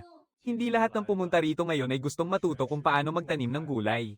Alam ko, ang ilan sa kanila ay nandito lang para alamin ang mga sikreto ko. May ilan din na gusto lang nakawin ang kaalaman mo. Eh bakit tinuturuan mo pa rin sila? Hindi may tatago ang kaalaman. Kaysa naman hayaan ko silang magnakaw ng patago. Mas mabuti pang maging bukas na lang tayo. Hayaan natin silang magtanim ng gulay gamit ang pamamaraan ko. Dahil sa huli, sa akin pa rin naman sila bibili ng mga buto. HMPH, naplano mo na pala talaga to mulat sa poll. Wala tayong magagawa, kailangang maging mautak. Sa panahong ito, kung hindi mo pag-iisipan ng hakbang ang iba, ikaw ang pag-iisipan nila ng masama. Hindi basta-basta isinasaboy ang mga buto. Kailangan muna itong ibabad sa maligamgam na tubig ng magdamag. Sa pagtatanim, hindi dapat masyadong dikit-dikit o masyadong malayo ang agwat. Pagkatabo ng lupa, huwag masyadong diligan. Dapat ay wisikan lang. Binibini, paano po ba ginagawa ang pataba sa lupa? 3 bahagi ng ordinaryong lupa. 1 bahagi ng nabulok na patabang dumi ng hayop. At 1 bahagi ng abo ng kahoy, haluing mabuti at sasalain. Paano po kung hindi pa bulok ang pataba? Hindi pwedeng gamitin ang sariwang dumi, madaling masunog ang mga ugat niyan. Ate, anong pangalan mo? Jao po ang apelyido ko. Dajaw, anong balak mong gawin pagkatapos mong matuto rito? May ilang dosenang pamilya po sa nayo namin. Pag uwi ko, tuturuan ko po sila. Sabay-sabay po kaming magtatanim at magbebenta. Para wala nang makakaapi sa amin, mabuti. Kapag nakapag-ani na kayo, ako mismo ang bibili ng mga gulay nyo. Bibilhin ko yan ng mas mataas ng 20% kaysa sa iba. Talaga po. Totoo ba yan? Pero kailangan. Sa akin kayo bibili ng mga buto. Binibini, kayo po ang tagapagligtas ng buong nayo namin. Nako, huwag kang lumuhod. Ang pagtatanim nyo ng maayos ang pinakamalaking pasasalamat na maibibigay nyo sa akin. Maghapon kang nagsalita ngayon, Paus na siguro ang boses mo, ano? Ayos lang to. Bukas, magtuturo pa ulit ako. Ano ang pag-uusapan natin bukas? Paglalagay ng pataba at pagdidilig. Talaga bang mapapatubo yun ni Jao Dajao kapag nakauwi na siya? Oo, mas seryoso siya kaysa kahit kanino. Sapat ba ang mga binhi natin para ibenta? Kung hindi, maghahanda pa tayo. Paano tayo maghahanda? Babalik ba sa nayon para doon gawin? Hindi maganda ang lupa rito. Kailangang ihanda ang mga binhi sa atin. Kapag handa na, saka natin dadalhin dito. Kailan naman tayo babalik? Maghintay pa tayo ng ilang araw. Hihintayin nating makatapos sa mga estudyanteng ito. Uminom ka muna para guminhawa ang lalamunan mo. Araw-araw kang nagpupuyat sa pagsusulat. Kailangan, kapag hindi ko isinulat ang mga ito, hindi makakarating sa malayo kung sa salita lang aasa. Bakit ba kailangang umabot pa sa malayo? Joe Dashan. Alam mo ba kung ano ang pinakakinatuwa ko ngayong araw? Hindi dahil sa dumating ang mahigit 300 tao. Hindi rin dahil sa iginawad ng inang Imperatress ang ikalimang antas ng opisyal. Kundi dahil kay Jao Dajao. Kahit hindi siya marunong magbasa. Sinabi niyang pag-uwi niya, tuturuan niya ang buong nayon. Kaya ako masaya. 1 Jao Dajao ang magtuturo sa 1 nayon. 1 nayon ang magtuturo sa 10 nayon. At ang 10 nayon magtuturo sa 100 nayon. Wala pang 3 taon. Makakakain na ng sariwang gulay ang buong Hilaga tuwing taglamig. Ikaw, kapag marunong nang magtanim ang lahat, anong gagawin mo? Ako, hahanap ako ng mas mahirap itanim. Ano ba ang mas mahirap? Gaya ng pagtatanim ng gulay mula sa Hilaga patungo sa timog. O kaya magtanim ng gulay mula sa timog dito sa Hilaga. Para makakain ng masasarap na gulay ang lahat ng tao sa dinastiyang Zhou. Gaano katagal naman kaya yun? 1 buong buhay. Baka hindi pa nga sapat, Kung ganoon, sasamahan kita. Kaninong liham ito? Mula sa prinsipe tagapagmana. Ang prinsipeng ito. Bakit ako hinahanap ng prinsipe tagapagmana? Gusto niyang pumunta ako sa Jiangnan para tulungang makaligtas sa taglamig ang mga dalandan niya. Marunong ka rin magtanim ng dalandan. Hindi. Paano ka pupunta roon? Matututunan mo rin yan kapag nandoon ka na. Sabi ng aking Panginoon, taon-taon daw nasa Cyrus sa lamig ang mga kahel sa Jiangnan. Kaya labis na nagdurusa ang mga magsasaka roon. Sabi po niya, kung mapapabuhay niyo raw po ang mga kahel ngayong taglamig, binibini. Kahit gaano karaming pilak ang hingin niyo, ibibigay niya. Hindi ko kailangan ng pilak. Wala po sa kapangyarihan kong magdesisyon para dyan. Lupa ang gusto ko. Lupa sa Jiangnan. Kapag nagtagumpay ako, bigyan niyo ako ng 300 ektaryang lupa. Hindi kailangang matabang lupa. Kahit lupa lang sa gilid ng bundok, ayos na. Kung ganoon, bumalik ka na at tanungin mo ang amo mo. Bumalik ka rito kapag kaya mo nang magdesisyon. Opo, masusunod po. Ano bang iniisip mo? Ang Jiangnan. Narinig ko, mainit-init daw doon. Pero malamig din daw kapag taglamig. Mas mahirap pang ang tiisin ang lamig doon kaysa rito sa Hilaga. Nakapunta ka na ba roon? Oo, sa panaginip. Ang dami mo namang napuntahan sa mga panaginip mo. Talaga bang pupunta ka? Depende sa sitwasyon. Anong depende sa sitwasyon? Depende kung ibibigay sa akin ng prinsipe ang hinihingi kong lupa. Kapag pumayag siya, pupunta ako. Kapag hindi, edi hindi. Pero kung aalis ka, paano na ang sanayan natin dito? Ipaubaya muna natin kay Tia Leo. Kakayanin ba niyang mag-isa ang lahat ng gawain? Kahit hindi niya kaya, kailangan niyang kayanin. Lalabas din ang galing ng tao kapag naiipit na sa sitwasyon. Baka nga mas magaling pa siyang mamuno kapag wala ako rito eh. Nandito na po si Seniora Shen. Maupo ka. Salamat po, mahal na Inang Reyna. Kumain ka na ba? Opo, mahal na Inang Reyna. Kumain na po ako. Nabalitaan kong may pumunta raw sa iyo kagabi. Opo, mahal na Inang Reyna. Mga tauhan po iyon ng prinsipe tagapagmana. At bakit ka raw nila hinahanap? Gusto po nila akong papuntahin sa Jiangnan para isalba ang mga puno ng kahel mula sa taglamig. Marunong din talagang pumili itong si prinsipe. Taon-taon na lang namamatay sa lamig ang mga kahel sa Jiangnan at taon-taon din silang nalulugi. Kahit gaano pa karaming pilak ang ilabas ng kaban ng bayan, nawawalan lang ng silbi. Pulos kalokohan lang ang pinaggagawa niya. At ano namang isinagot mo? Sinabi ko pong pumapayag akong pumunta. Pero kapalit po iyon ng 300 ektarya ng lupa sa gilid ng bundok. Abat hindi ka pala gaaman. Kung pati ito ay ipagdamot pa ng prinsipe, hindi siya karapat-dapat na paglingkuran mo. Paano na ang sanayan-sanayon kapag umalis ka? Naayos ko na po ang lahat. Halos 1 taon na ring natututo sa akin si Tia Leo. Alam na niya ang lahat tungkol sa pagtatanim. Kaya walang magiging problema kung ipagkakatiwala sa kanya ang sanayan. Makakaalis ka na. Kapag naayos mo na ang mga bagay sa Jiangnan, bumalik ka rito at bibigyan kita ng karagdagang pabuya. Maraming salamat po sa inyong biyaya, mahal na Inang Reyna. Humayo ka na. Binibini, bakit ka nandito? Akala ko ba'y pumunta ka sa palasyo? Galing na ako roon. Binibini, pupunta ka raw sa Jiangnan? Oo. Paano na ang naiwan mo rito? Ipagkakatiwala ko sa iyo. Hindi ko kaya. Kaya mo, sa pagpili ng lupa, pagtatayo ng balag.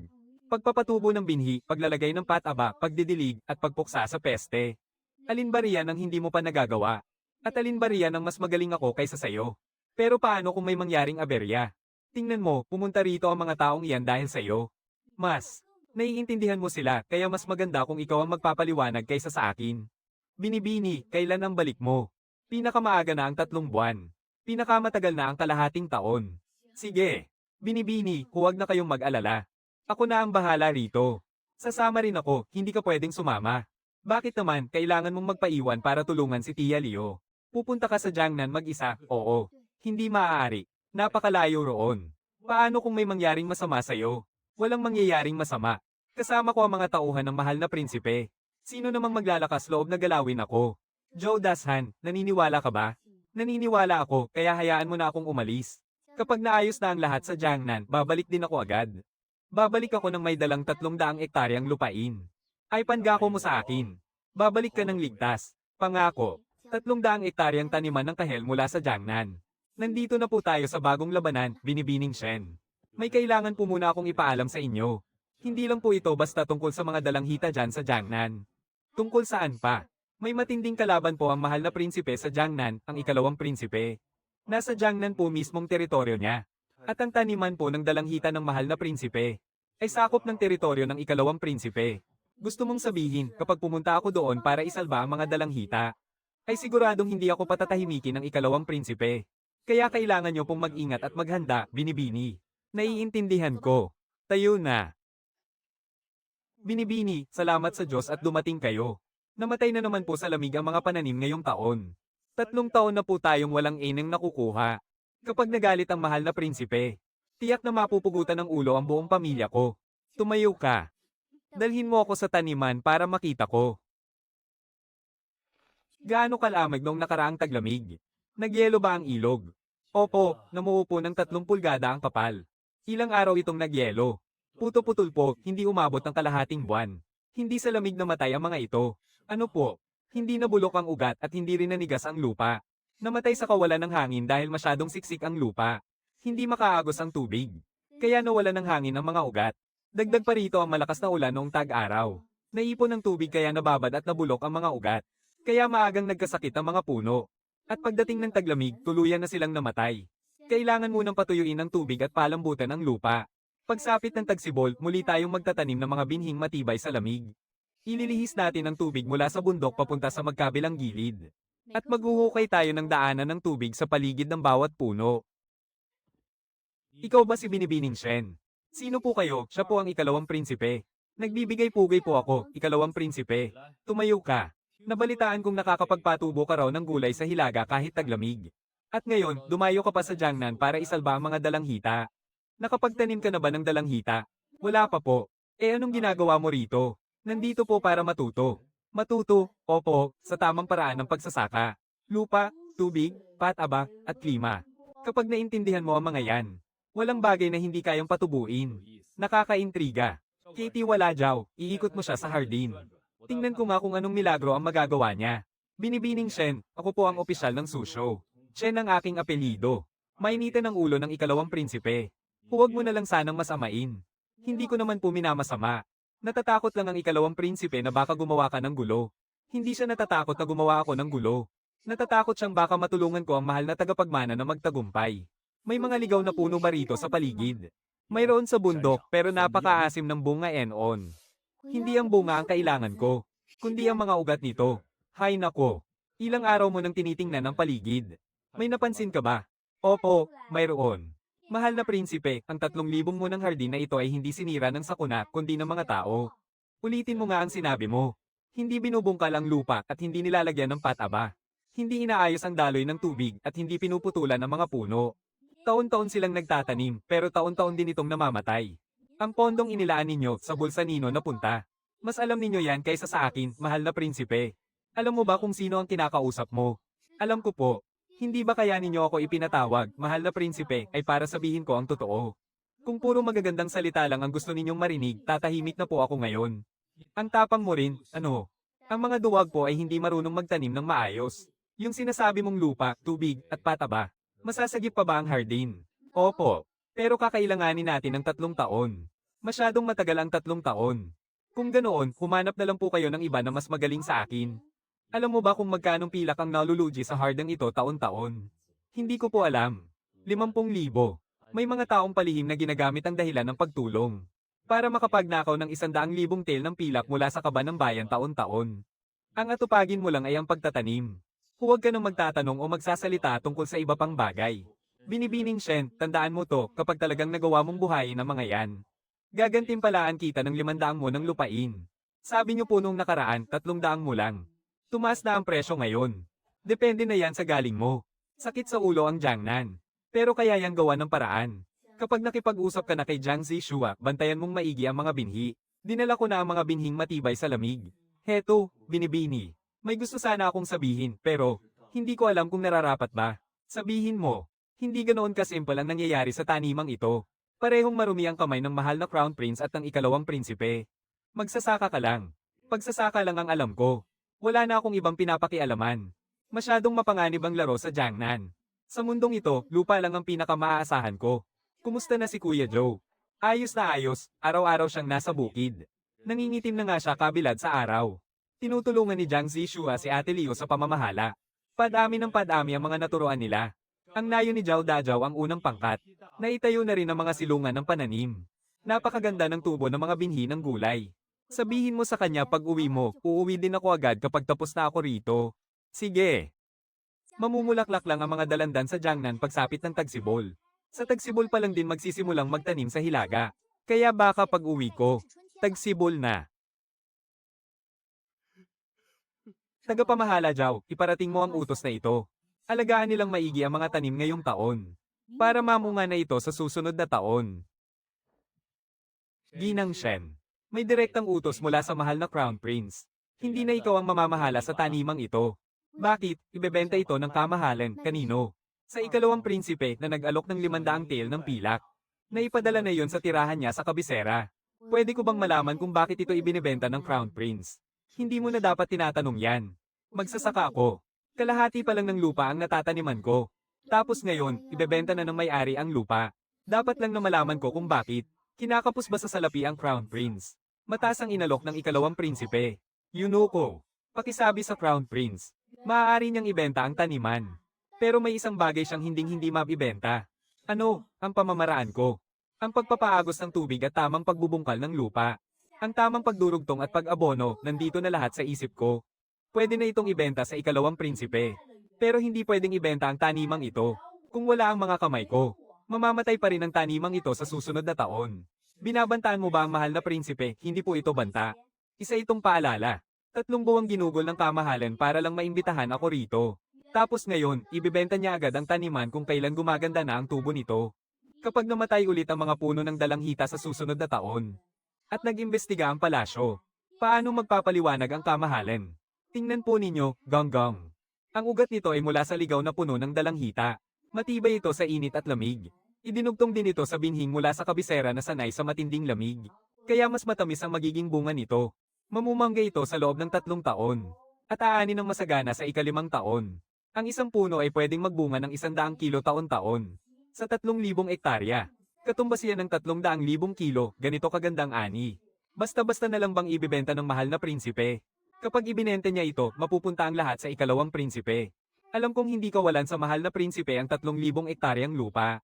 Pero siguradong manghihinayang siya sa 300,000 kilong dalanghita.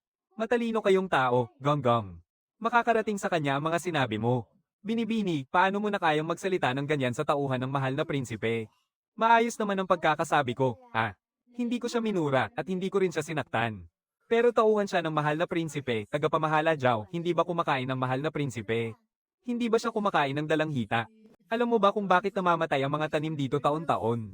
Hindi ito dahil sa kalamidad, kundi gawa ng tao. Taon-taon, may mga taong sinasadyang patayin ang mga ito. Dahil kapag namatay ang mga pananim, pwede silang humingi ng pondo sa palasyo. At kapag nakarating na ang pera rito sa Jiangnan, alam mo ba kung saang bulsa napupunta ang lahat ng yun? Alam ko. At alam din yan ng mahal na prinsipe pati na ng ikalawang prinsipe. Nako, Binibini, hindi niyo po pwedeng sabihin ang mga bagay na yan. Hindi ko naman sinasabi sa iba, 20 taon ka nang nagtatrabaho rito. Ikaw mismo ang nagtanim ng bawat isang puno.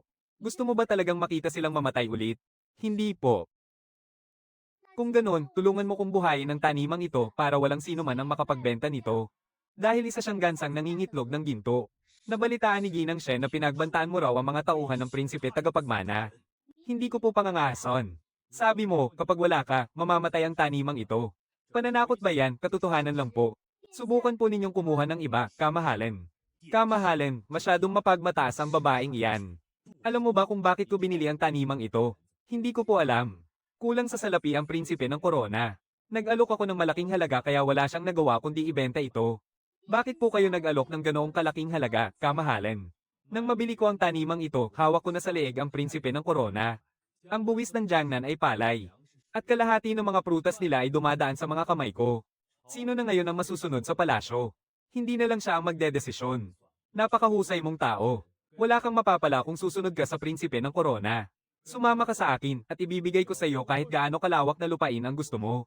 Kamahalan, isa lamang po akong hamak na magsasaka. Kahit kaninong lupa pa yan, magtatanim lang po ako. Pero mayroon po akong isang patakaran. Anong patakaran? Hindi po ako nagtatanim sa lupang gagamitin para sa digmaan. Hindi niyo po binili ang tanimang ito para magtanim ng dalandan, kamahalan. Kundi para sa digmaan. Hindi po ako makikialam dyan. Kung gusto niyo po talagang magtanim ng dalandan, kamahalan, maaari ko po kayong turuan. Pero kung para po ito sa ibang bagay, mauuna na po ako. Tigil, sa tingin mo ba makakaalis ka ng ganoon-ganoon lang? Gusto po ba akong pigilan ng kamahalan, hayaan niyo siyang umalis? Kamahalan, isa lamang po siyang magsasaka. Bakit pa natin siya kailangang pigilan? Binibining Shen, pagsisisihan mo ito. Binibini, aalis ka na ba talaga? Kung aalis ka, paano na ang taniman? Hindi yan mamamatay. Tapos nang mahukay ang mga kanal. Tapos na rin ang pagdugtong sa mga sanga, ikaw na ang mamuno sa mga tao. 20 taon ka na ritong nagtatrabaho, mas kabisado mo ito kaysa kan-inuman. Kung wala ako, mas malaya kang makakakilos. Binibini, paano naman po ang ikalawang prinsipe, hindi niya ako kayang saktan. Ang inang Reyna mismo ang nagpatawag sa akin.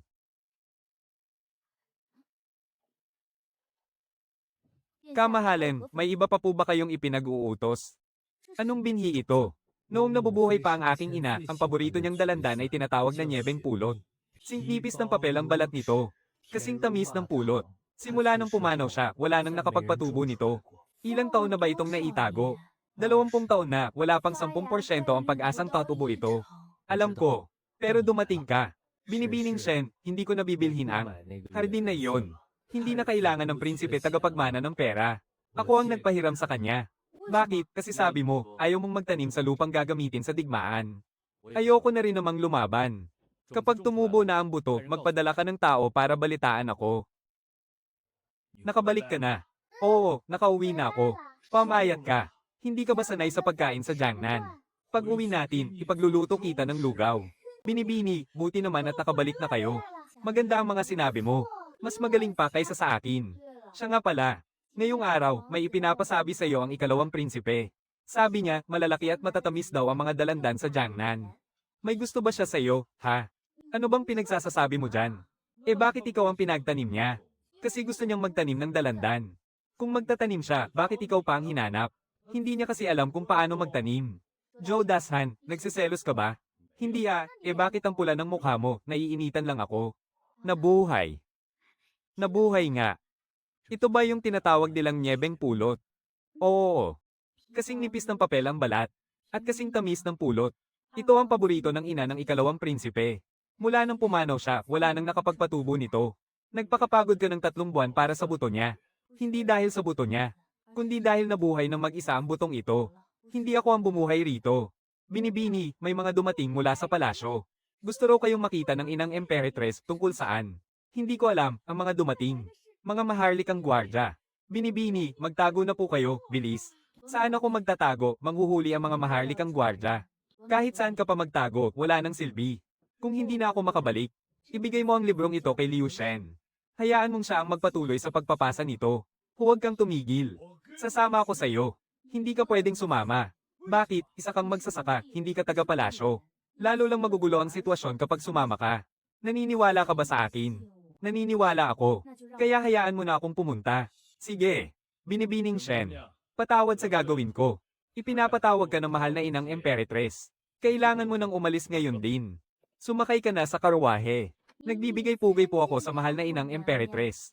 At sa mahal na prinsipe tagapagmana. Tumayo ka. Ano ang mga ginawa mo sa Jiangnan?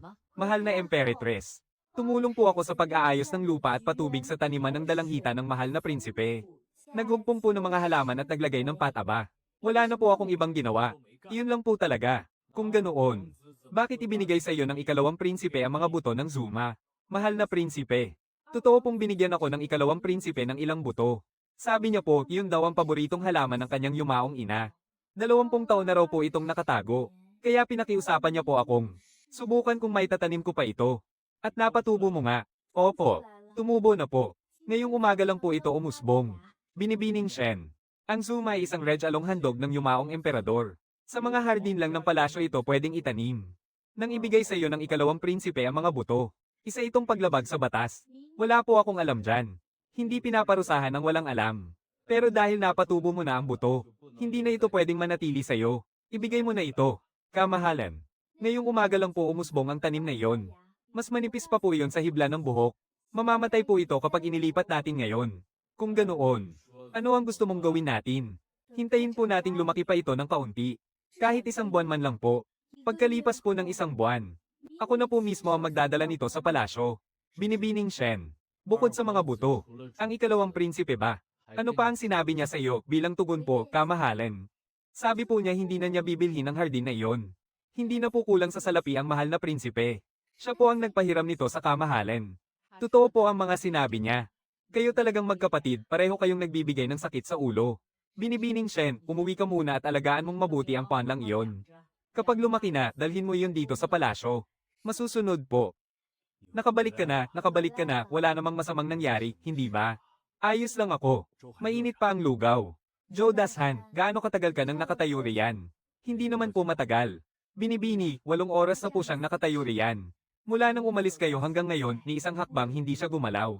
Namamhid lang ang mga binti ko.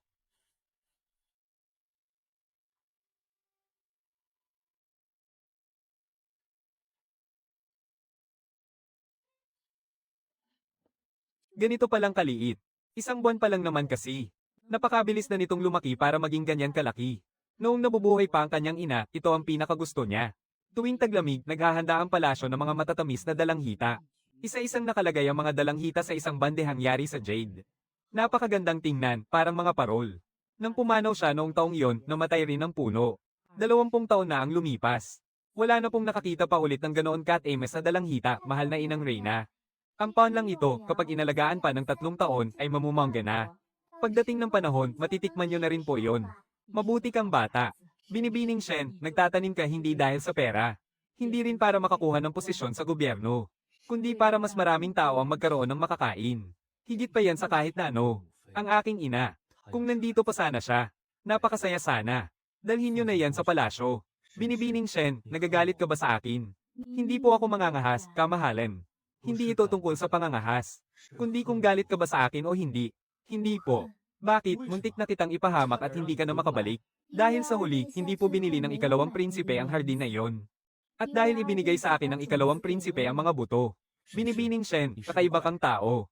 Ilang beses na po yan sinabi ng ikalawang prinsipe. Hindi ko na yan sasabihin ulit. Umuwi ka na. Hinihintay ka na ng mga mag-aaral mo sa bulwagan para magturo. Ikamusta mo na lang ako kay Joe Dashan. Paano niyo po nalaman, kamahalan? Kilala si Joe Dashan sa buong kabisera. Isang magsasakang kalbo. Araw-araw siyang nakatambay sa may pintuan ng Jiangxi Shua, hinihintay ang pag-uwi mo. Ginagawa siyang masamang ehemplo ng lahat ng tagapag-ayos ng kasal sa kabisera. Bakit? Kasi ang daming nagsasabi ngayon na. Tingnan niyo nga siya. Naghintay ng kalahating taon para lang sa isang dalagang magsasaka. Kayong mga kabataan, magtino naman kayo't magkaroon ng ambisyon. Nakauwi ka na. Oo, nakauwi na ako. Gutom ka ba? Oo, gutom na ako. Mainit pa ang lugaw. Shen Yimiao. HMM. Huwag ka nang aalis ulit, ha? Hindi ko kayang mag-isa ang trabaho sa bukid. Kailangan ko ang tulong mo. Sige. Hindi na ako aalis. Binibini, namunga na po. Namunga na. Zubi, namunga na nga.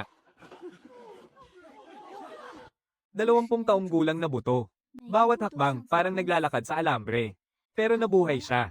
Akala ko ba mamumangga ito ng ilang dosina, bakit lampas 10 lang? Sa unang pamumangga, maganda na ang lampas 10. Noong unang beses kang nagsaka, gaano karami ang inani mo sa 1 hektarya? Sige na, bumalik na kayo sa mga trabaho nyo. Ang panloob na bahagi ng mga Shen ang pinakamalaki. At sa panloob na bahagi ang may pinakamaraming sikat ng araw.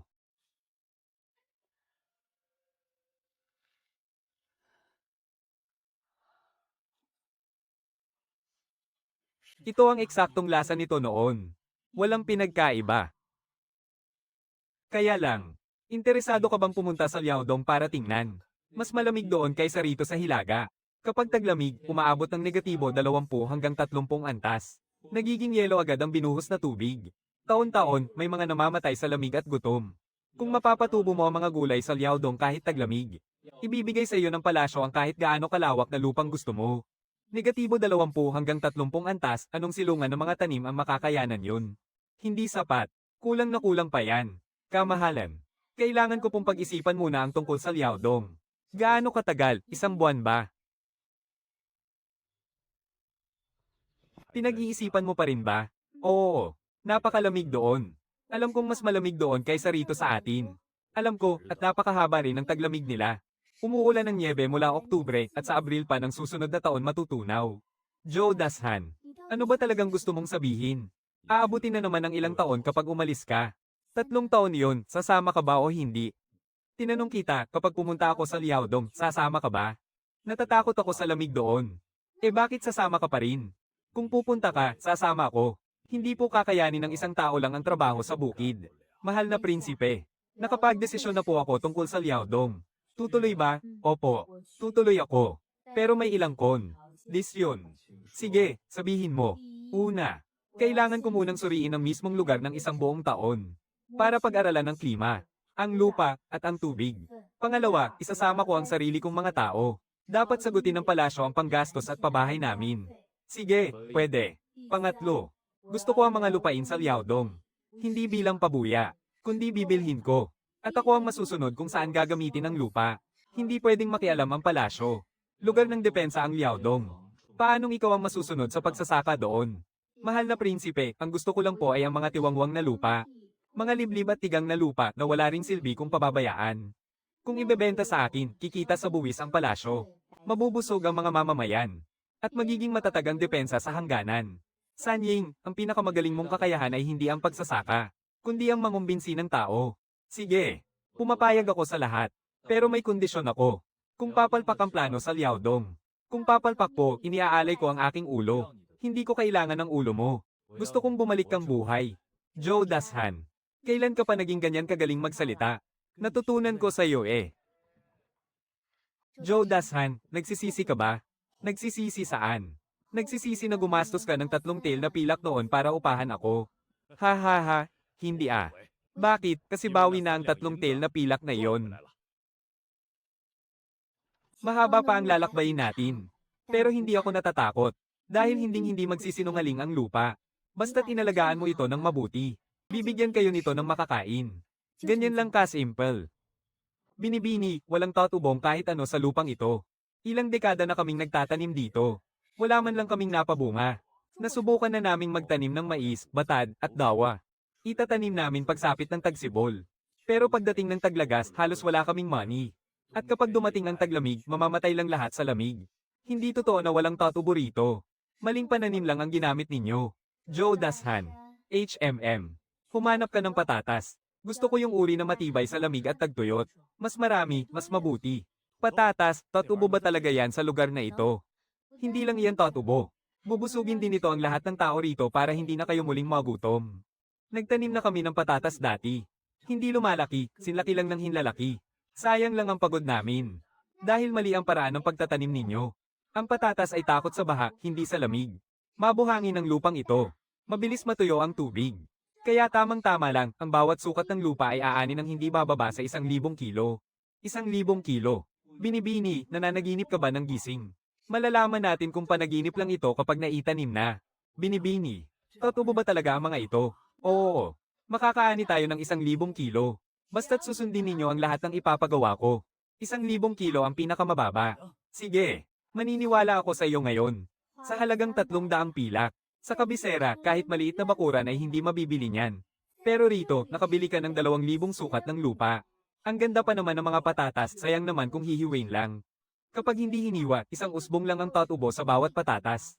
Pero kapag hiniwa, ang 1 patatas ay magbibigay ng 4 o 5 binhi. Bawat mata ng patatas ay tutubuan ng bagong usbong. Hindi mo ba nakikita ang pakinabang doon?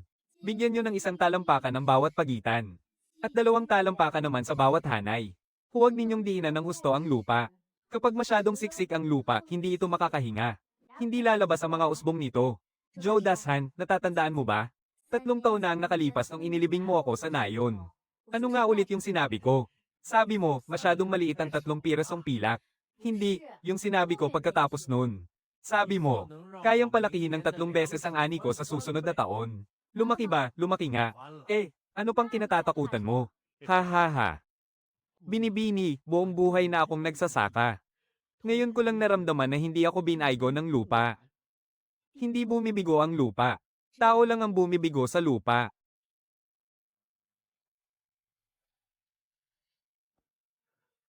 Matamis. Matamis ang patatas. Ha ha ha. Sa susunod na taon, magtatanim tayo sa 1,000 ektarya. Sapat ba ang binhi? Hindi sapat. Itatabi ang kalahati para gawing binhi. Ibebenta ang kalahati. Ibebenta kanino? Nagkukulang sa gulay ang mga sundalo ng kaharian sa kampo ng Liaodong tuwing taglamig. Tumatagal ang patatas kahit itago. 2 barya bawat kilo. Sa 120,000 kilo, kalahati ay pangbinhi, kalahati ay ibebenta. 60,000 kilo. 2 barya bawat kilo. 120 pirasong pilak. Sa susunod na taon, 1,000 ektarya. 1,200 pirasong pilak. Sa susunod pang taon, 10,000 ektarya. 12,000 pirasong pilak, 10,000 ektarya. Hindi sa hindi pwedeng tamnan ang mga lupang ito.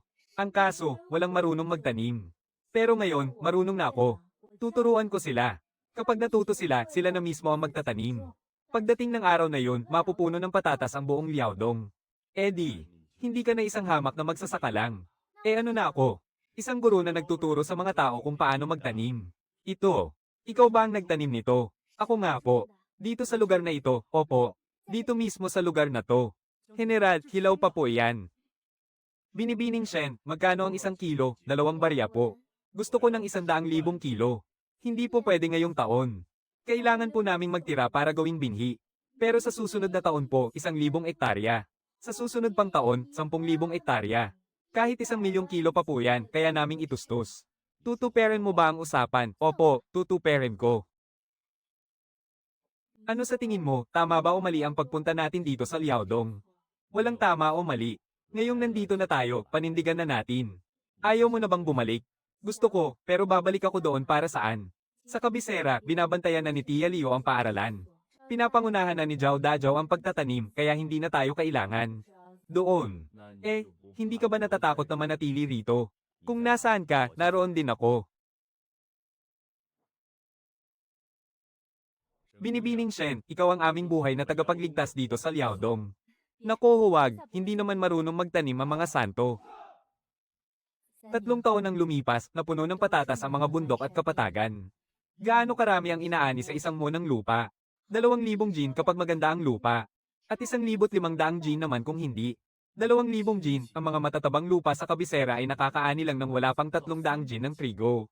Ang patatas na ito ay 6 o 7 beses na mas marami kaysa sa trigo. Hindi naman pwedeng gawing pangunahing pagkain ng patatas. Pero nakakabusog ito. Kapag tagutom, mas mapapakinabangan ito kaysa sa trigo. Ginang Shen, tanggapin mo ang utos ng kamahalan. Sa ngalan ng kalangitan at ng batas, ipinag-uutos ng mahal na hari dahil sa husay ni Ginang Shen sa pagtuturo ng pagsasaka at sa pagtatayo ng mga sakahan dito sa Liaodong, na nagbunga ng malaking kasaganaan. Ikaw ay formal na hinihirang bilang opisyal ng pagsasaka sa Liaodong. Isang opisyal na may ika-6 na antas na may buong kapangyarihan sa mga sakahan ng Liaodong. At sa pagpapalaganap ng kaalaman sa agrikultura, ginagawaran ka rin ng 500 piraso ng pilak at 50 rolyo ng sutla. Tapos na ang pag-uutos. Tinatanggap ko po ang utos at nagpapasalamat sa kamahalan. Maging ika-6 o ika-5 antas man yan. Wala nang mas mahalaga pa sa mga patatas sa bukid. Opisyal Shen. Mayroon pang isang mensahe ang kamahalan na ipinasasabi sa akin. Sabi niya, kapag naayos na ang mga problema sa Liaodong, hindi mo na kailangan pang bumalik sa kabisera. Napakalamig at mahirap ang buhay sa Liaodong. Kaya kailangan ito ng isang magaling na taong magbabantay. At ikaw ang pinakamagaling sa lahat. Kaya ikaw ang mananatili rito. Tinatanggap ko po ang utos. Balita ko'y isa ka na raw opisyal. Gaano kataas na posisyon? Ika-6 na antas. Mas mataas pa sa mahistrado ng bayan. Pero mas gusto ko pa rin ang magtanim. Ibig sabihin ba nito'y dapat na kitang tawaging opisyal? Subukan mo lang kung matapang ka, hahaha. Sabi ng kamahalan, dito na lang daw ako sa Liaodong. Hindi na kailangang bumalik sa kabisera. Hindi na ako babalik. Paano si Tia Leo sa kabisera, kaya ba niya mag-isa doon? Kaya niya yan. Mas magaling pa nga siya sa akin Paano naman si Zhao Dajao, may sarili na siyang lupain? Wala ka na bang ibang gustong sabihin?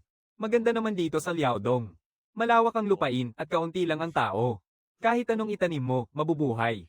Matagal mo na bang gustong manatili rito? Binibini, may dumating po. Galing pa raw po sa timog. Mukhang hindi po siya basta-basta. Ikalawang prinsipe, bakit po kayo nandito? Dito ka nakatira. Opo. Dito po ako nakatira. Tuloy po kayo, mahal na prinsipe. Naglakbay pa po kayo ng pagkalayo-layo papunta rito sa Liaodong. Sigurado po akong hindi lang para magtsaa. Binibining Shen. May sakit ang mahal na prinsipeng tagapagmana. Anong sakit, hindi nila alam. Sabi ng mga manggagamot dahil daw sa labis na pagod. Kalahating buwan na siyang nakarete sa kama. Kung gayon, di dapat masaya po kayo. Akala mo ba? Ako ang may gawa nito. Hindi ako. Kahit na gustong-gusto kong maging tagapagmana, hindi ako gagamit ng ganyang kaduming paraan. Noleson siya. Noleson, paano niyo po nalaman? Tauhan ko ang Yun Ukong naglilingkod sa kanya. Sabi niya, bago raw bumagsak ang prinsipe, kumain siya ng mga kahel na pinadala mula sa Jiangnan. Anong klaseng kahel? Zumi. May nagpasok ng mga kahel na zumi sa silangang palasyo. Pagkakain niya, walang tigil ang pananakit ng tiyan niya ng gabing iyon. Pagsapit ng umaga, hindi na siya makabangon. Naging sandatang pamatay ang mga kahel na iyon. Ang puno ng zumi sa palasyo, 30 piraso lang ang ibinanggang ngayong taon. Bawat isa roon may nakatala. Kinain ng inang Reyna ang 5 piraso. Kumain ako ng 3 piraso. Ang mga natira ay nakasara sa imbakan ng yelo at walang nawawalang kahit isa. Kung ganoon, saan nanggaling yung nak-in ng prinsipe? Mula sa Jiangnan. Binibining Shen. Noong nasa Jiangnan ka pa, kanino mo pa ibinigay ang mga buto ng Zuma bukod sa akin? Ikalawang prinsipe.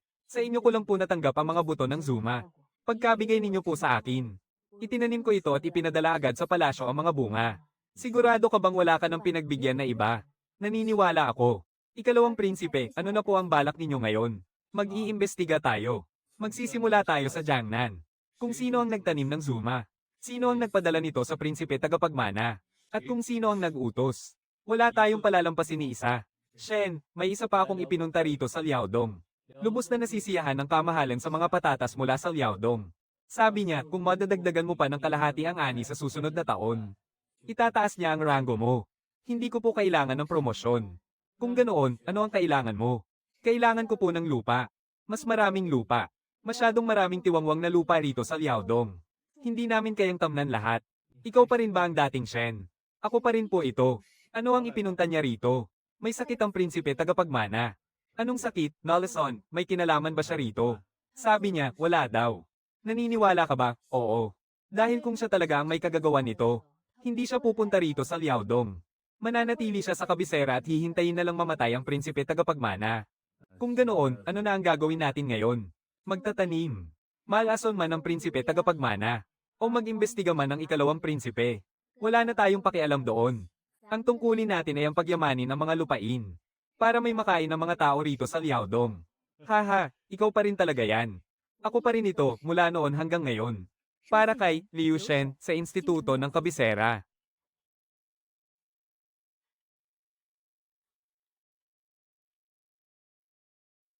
Ipadala mo ito sa kabisera bukas.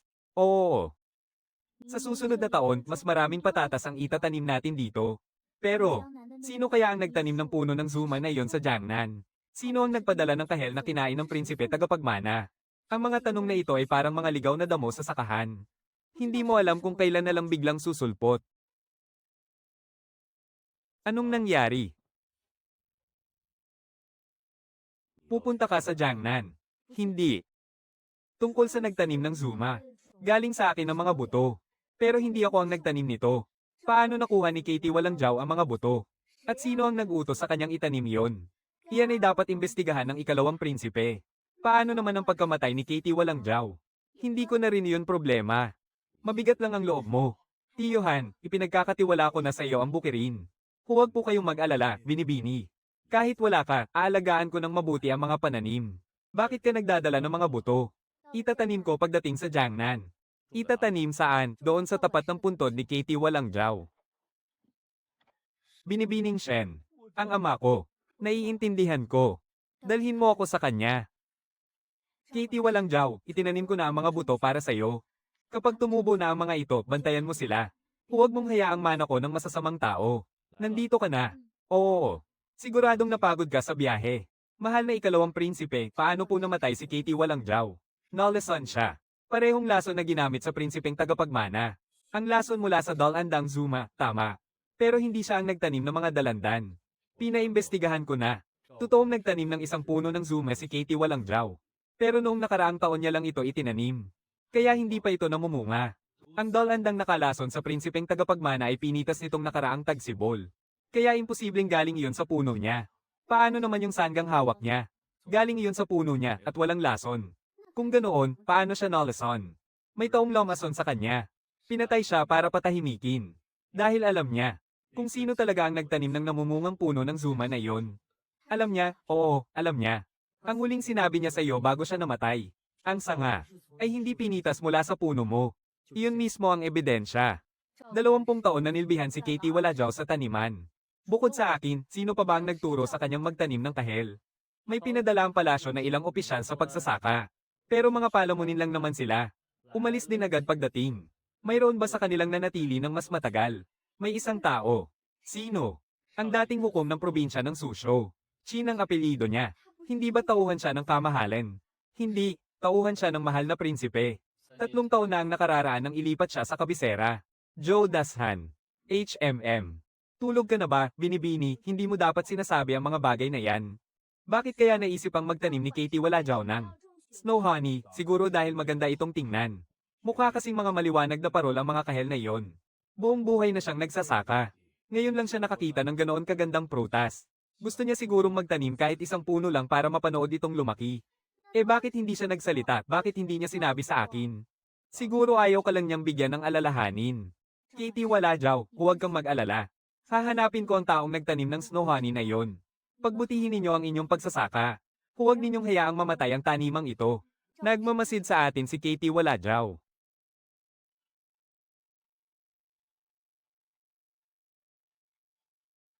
Itinanim niya ang punong ito para sa akin. Binibining Shen, ako na ang mag-iimbestiga tungkol sa dating hukom. Bumalik ka muna sa Liaodong. Hindi nila kakayanin doon kung wala ka.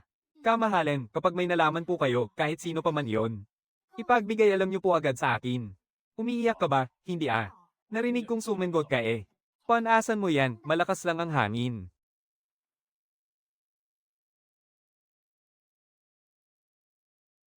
Hahaha, Binibini. Ngayong taon, tumaas ng 20% ang ani natin kumpara noong nakaraan. May nagpapatahimik ng malawakan ngayon. Mag-ingat ka. Sinong namatay? Si Hukom Chen, yung mataba na yon. Oo. Paano siya namatay? Nolleson. Mula ngayon, titikman ko muna lahat ng kakainin at iinumin mo. Paano kung ikaw ang malason at mamatay, mas mabuti nang ako ang mamatay kaysa ikaw. Makalipas ang 15 araw, ang nilutong kastanyas ni Inang Reyna ay hahatiin sa 3 bahagi. 20 taon nang nakabaon ang mga naging pabaon sa patay. Ang mga nasa palasyo naman ay nakakandado sa bodega ng palasyo ng sining. At ang mga ipinamigay sa mga kamag-anak ay hindi na alam kung nasaan. May nakakuha ng sangkap nito mula sa mga kamag-anak.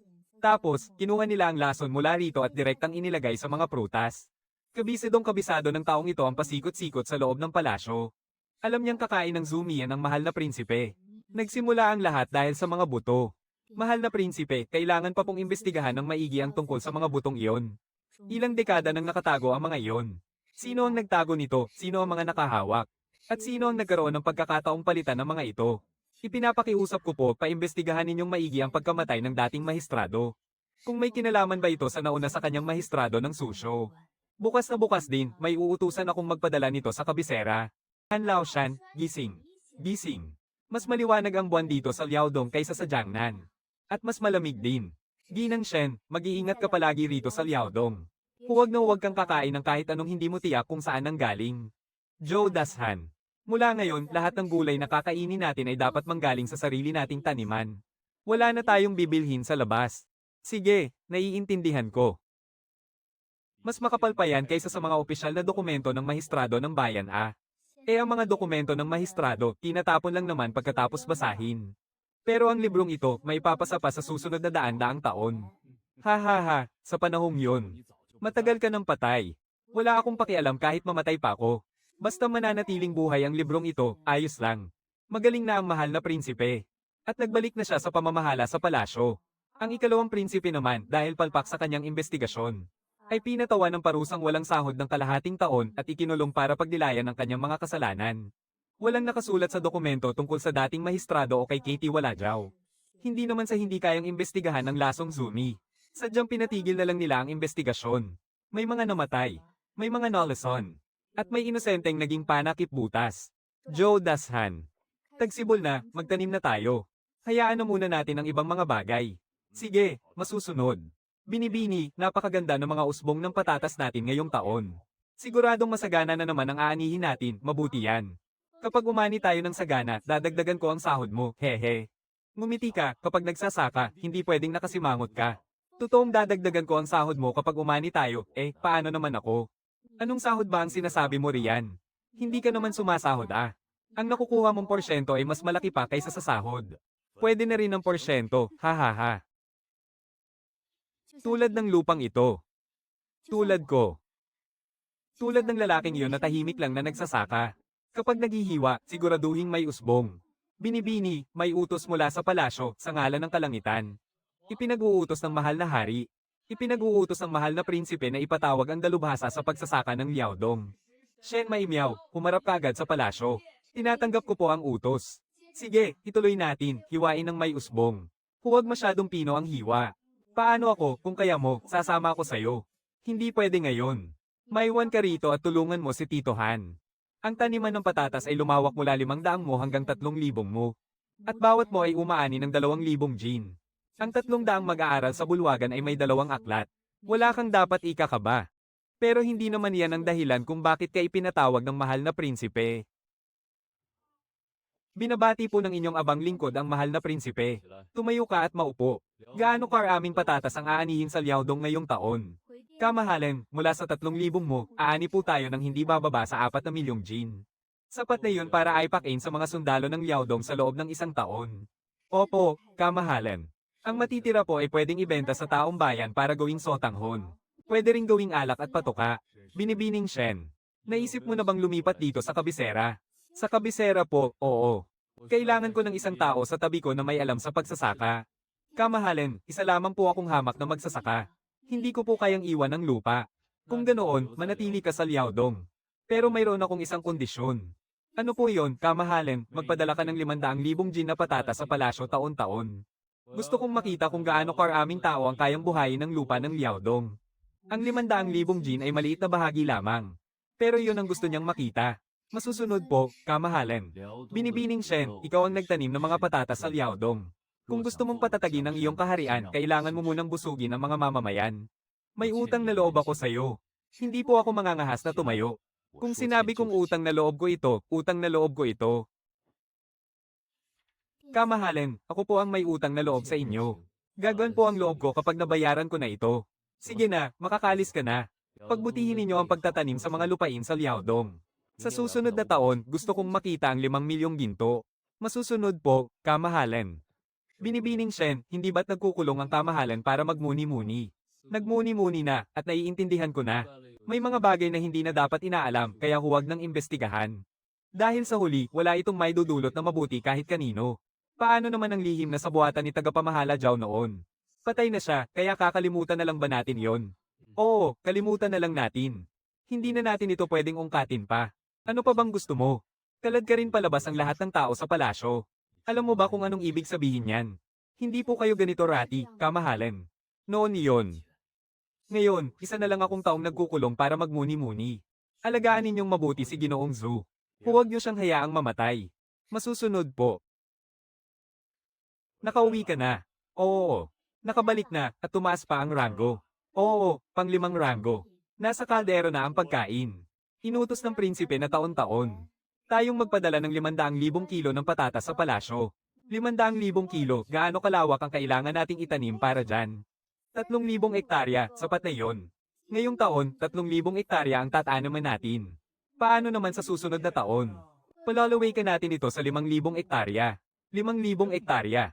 Oo, hindi pwedeng matiwangwang lang ang lupa sa Liaodong. Sige, magtatanim tayo. Mula sa pagtakas sa tagutom, kinupkup sa halagang 3 pirasong pilak. Naging isang simpleng magsasaka, hanggang sa maging opisyal sa pang-5 ranggo. Inabot tayo ng 4 na taon para makarating dito. Hindi para maging opisyal, kundi para makapagtanim. Joe Dashan, sa susunod na taon, magtatanim tayo sa 5,000 hektarya. 10,000 hektarya naman sa susunod pang taon. At 20,000 hektarya paglipas ng 3 taon. Kung gaano karami ang pinatanim mo, yun din ang itinanim ko. Binibini, kung patuloy pa nating aanihin ito. Paputok na ang bodega natin, bakit ka ba nagmamadali? Sundin mo ang utos ko. Iimbak ang iba sa bodega, at ay proseso naman ang iba. Ibenta ang isang bahagi para sa pag-iimbak. At magtira ng isa pang bahagi.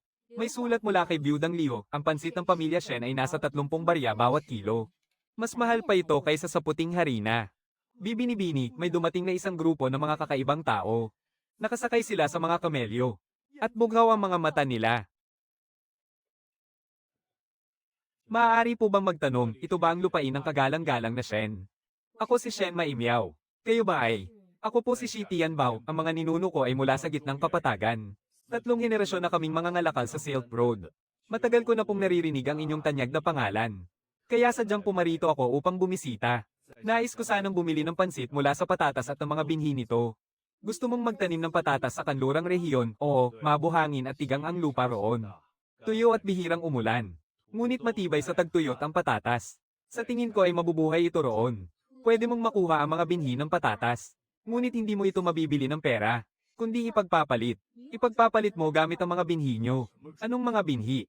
Ang inyong lingga, patani, pipino, at bawang mula sa kanlurang rehiyon. Kasama na rin ang safflower at camino. Patas na palitan, isang binhi kapalit ng isa.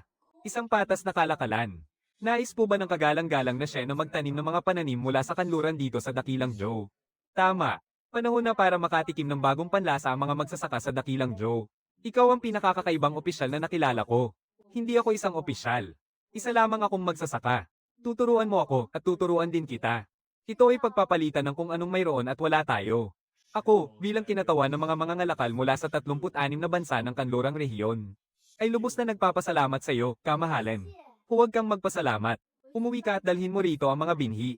Sa susunod na tagsibol, hihintayin kita. Nag-e-eksperimento ka na naman. Kung hindi ako mag-e-eksperimento, paano tatubo ang mga bagong pananim sa lupa? Kapag tumubo na ang mga bagong pananim, kanino mo naman ito ibebenta? Ibebenta ko sa lahat ng tao sa buong mundo. Hehe. Sa buong mundo, kakayanin mo bang asikasuhin ang lahat ng yan? Syempre hindi. Kaya kailangan mo akong tulungan, sige na. Susundin kita, pero, kilala mo ba ang mga buto mula sa kanlurang rehiyon? Hindi. Hindi mo pala kilala, anong itatanim mo? Makikilala ko rin yan kapag naitanim na. Pwede bang ituro ang mga pamamaraang ito sa mga taga-kanluran? Pwede, pero may kapalit. Ano naman ang kapalit? Ang inyong kaalaman. Daan-daang taon na kayong naglalakbay sa ruta ng seda.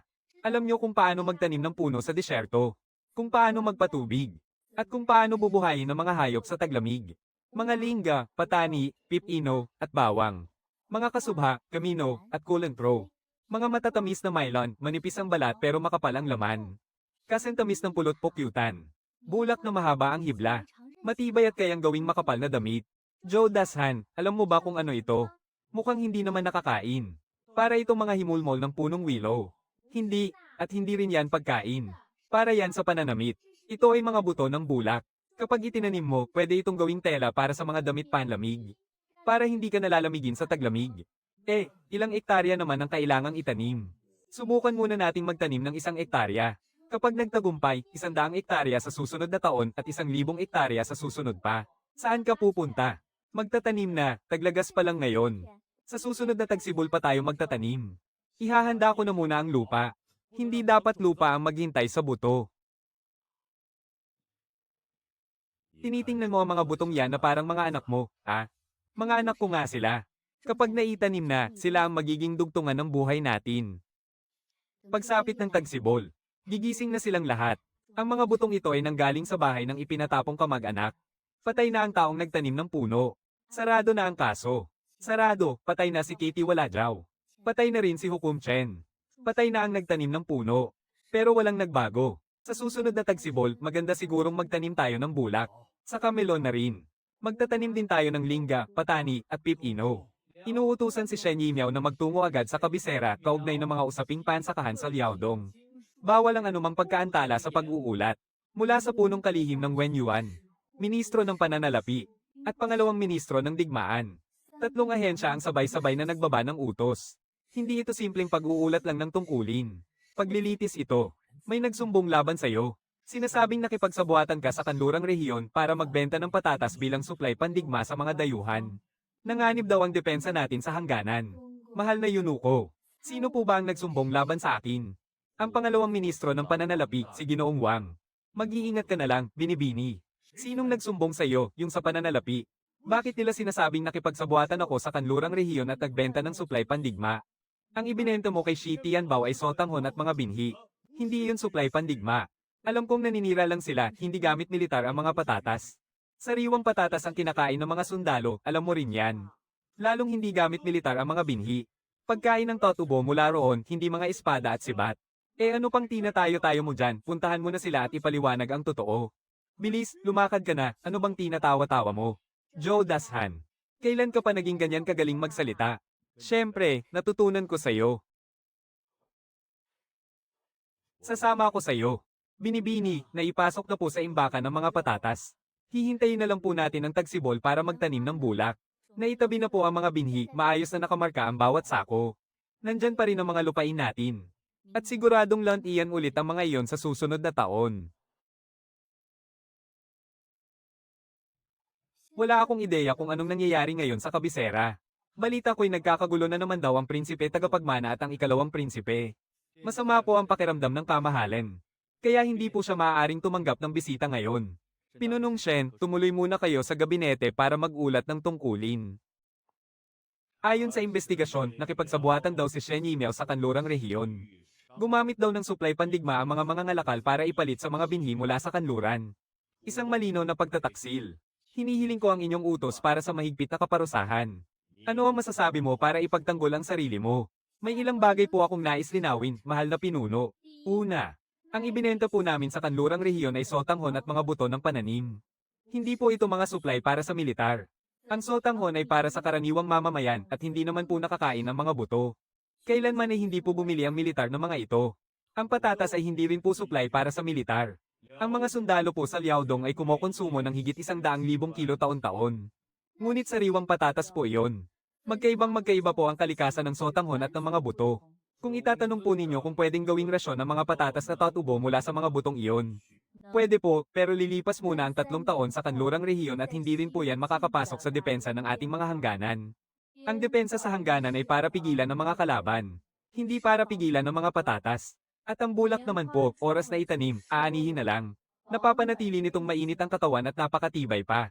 May dala po akong sample, isang uri ng pinong bulak mula sa kanlurang rehiyon. Mas maganda po ito ng di hamak kaysa sa bulak mula sa Jiangnan. Tungkol sa mga akusasyon laban sa iyo, ako na ang baalang mag-imbestiga ulit. Umuwi ka muna at maghintay ng balita. Ayos lang ako, hindi pa kasi sila nakakakita ng ganitong bulak. Kapag nakita nila ito, tiyak na matatahimik sila. Yung nag-akusa sa iyo na si Ginoong Wang. Ang bayaw niya ay may tindahan ng tela sa kabisera. Nagbebenta sila ng mga telang gawa sa bulak mula sa Jiangnan. Kung malawakang gagamitin ang bulak mo, hindi na mabebenta ang mga tela nila. Nalaman mo pala yon. Nagtanong lang ako sa isang kutsero. Alam niya ang lahat ng nangyayari. Tara na, umuwi na tayo. Mabuti naman at maayos ang lahat. Binabati kita. May ipinapasabi sa iyo ang mahal na prinsipeng tagapagmana. Pagbutihin mo raw ang pagtatanim ng bulak. Kapag nagtagumpay ka, makakabalik ka sa palasyo. Lady Shen, nagagalit ka ba sa akin? Sinabi mo na yan noong nakaraan. Ipinapasabi rin ng mahal na prinsipe. Pagbutihin mo raw ang pagtatanim ng bulak. Kapag nagtagumpay ka, makakabalik ka sa palasyo. Lady Shen, nagagalit ka ba sa akin? Ang inyong lingkod ay isa lamang magsasaka na ang tungkulin ay mag-alaga ng lupa. Hindi kailanman magbabago ang lupa. Basta't hindi mo ito pinapabayaan. Hahaha, ikaw pa rin talaga ang dating Lady Shen. Wala pong nagbago sa inyong abang lingkod. Tikman mo ito, napakatamis talaga. Mas matamis pa ito ng di hamak sa mga melon na palagi mong kinakain. Ito ang buto na nagmula sa kanlurang rehiyon. Sa susunod na taon, magtatanim pa tayo ng marami at ibebenta sa kabisera. Malamig man ang hangin sa Liaodong, mainit naman ang lupa nito. Dahil may mga taong patuloy na nagbubungkal nito. Joe Dashan, gusto raw makita ng inang Reyna ang mga bulak. Kung gayon ay dalhin natin, sa pagkakataong ito, sasama ka sa akin, ha? Ano namang gagawin ko roon? Ikaw ang nagtanim ng bulak, mas kabisado mo ito kaysa sa akin, bakit ako pupunta? Mag-aalay tayo, hindi tayo mag-uulat. Matapos ang kalahating buwang paglalakbay, nakarating din tayo sa kabisera. Mainit na sabaw kayo riyan. Kung ang lahat ng mamamayan ng Dakilang Joe ay makakapagsuot ng ganitong damit, mas magiging maginhawa kaya sila ngayong taglamig. Nandito na rin sa wakas. Nandito na si Shen. Maupo ka. Maraming salamat po. Siya ba si Joe Dashan? Opo, mahal na inang Reyna. Siya po ang aking kasosyo. Nakakita na ako ng bulak mula sa Jiangnan pero hindi kasing puti nito. At hindi rin kasing lambot. Totoo bang sa Liaodong ito itinanim? Opo, walang halong kasinungalingan. Sa unang taon, ang 1 ektarya ay nagbunga ng 80 kilo. Sa ikalawang taon, naging 50 ektarya na ito. Ang ani ay 120 kilo bawat ektarya. Ilan naman ang karaniwang ani ng bulak ninyo? Sa susunod na taon, aabot na sa 150 kilo bawat ektarya. Ang sa Jiangnan ay umaabot lamang ng 70 hanggang 80 kilo. Gaano karaming tela ang magagawa nito? Makakahabi ng 50 rolyo sa bawat ektarya. At hindi mainit ang telang lino. Mas mura ito kaysa sa seda. At mas matibay kaysa sa telang bulak ng Jiangnan. Masyadong nilalamig ang mga mamamayan ng Dakilang Joe tuwing taglamig. Kung ang lahat ay makakapagsuot ng makapal na damit, napakaginhawa sana. Mahal na inang Reyna. Kaya ko po itong tuparin. Gaano katagal ang kailangan mo? 10 taon. Kung hindi sapat ang 10 taon, gawin nating 20. Kung hindi pa rin sapat ang 20 taon, ay lalaan ko ang buong buhay ko. Hindi kailanman magsisinungaling ang lupa. Bigyan niyo po ako ng 10 taon. At titiyakin kong makakasuot ng mainit na damit ang bawat mamamayan sa 5 hilagang lalawigan. Shen, lubos akong nagpapasalamat sa iyo sa ngalan ng mga mamamayan ng Dakilang Joe. Tumayo ka na. Iabot mo rito at nang matikman ko. Mas matamis ang bagong bunga ngayon kaysa noong nakaraang taon. Gaano karami ang alam mo tungkol sa Zumi? Ang tanging alam ko lamang po, na ito ang paboritong prutas ng yumaong ina ng ikalawang prinsipe. At matagumpay ko pong napatubo ang mga buto nito. Ano pa, minsan. Mas mabuting wala kang alam kaysa sa marami kang nalalaman. Ang magsasaka ay sa pagtatanim lang dapat nakatuon. Huwag mo nang intindihin ang iba. Naiintindihan ko po. Bakit inabot ka ng ganoon katagal? Pinakain pa kasi ako ng inang Reyna. Nabusog ka ba? Nabusog naman. Tara, umuwi na tayo. Tara na sa atin. Napakalayo ng Liaodong. Mahaba ang lalakbayin pero hindi ako nagmamadali. Dahil naghihintay lang doon ang mga lupain sa pagbabalik ko. Nakabalik na si Binibini, anong sabi ng inang Reyna nang makita niya ang mga bulak?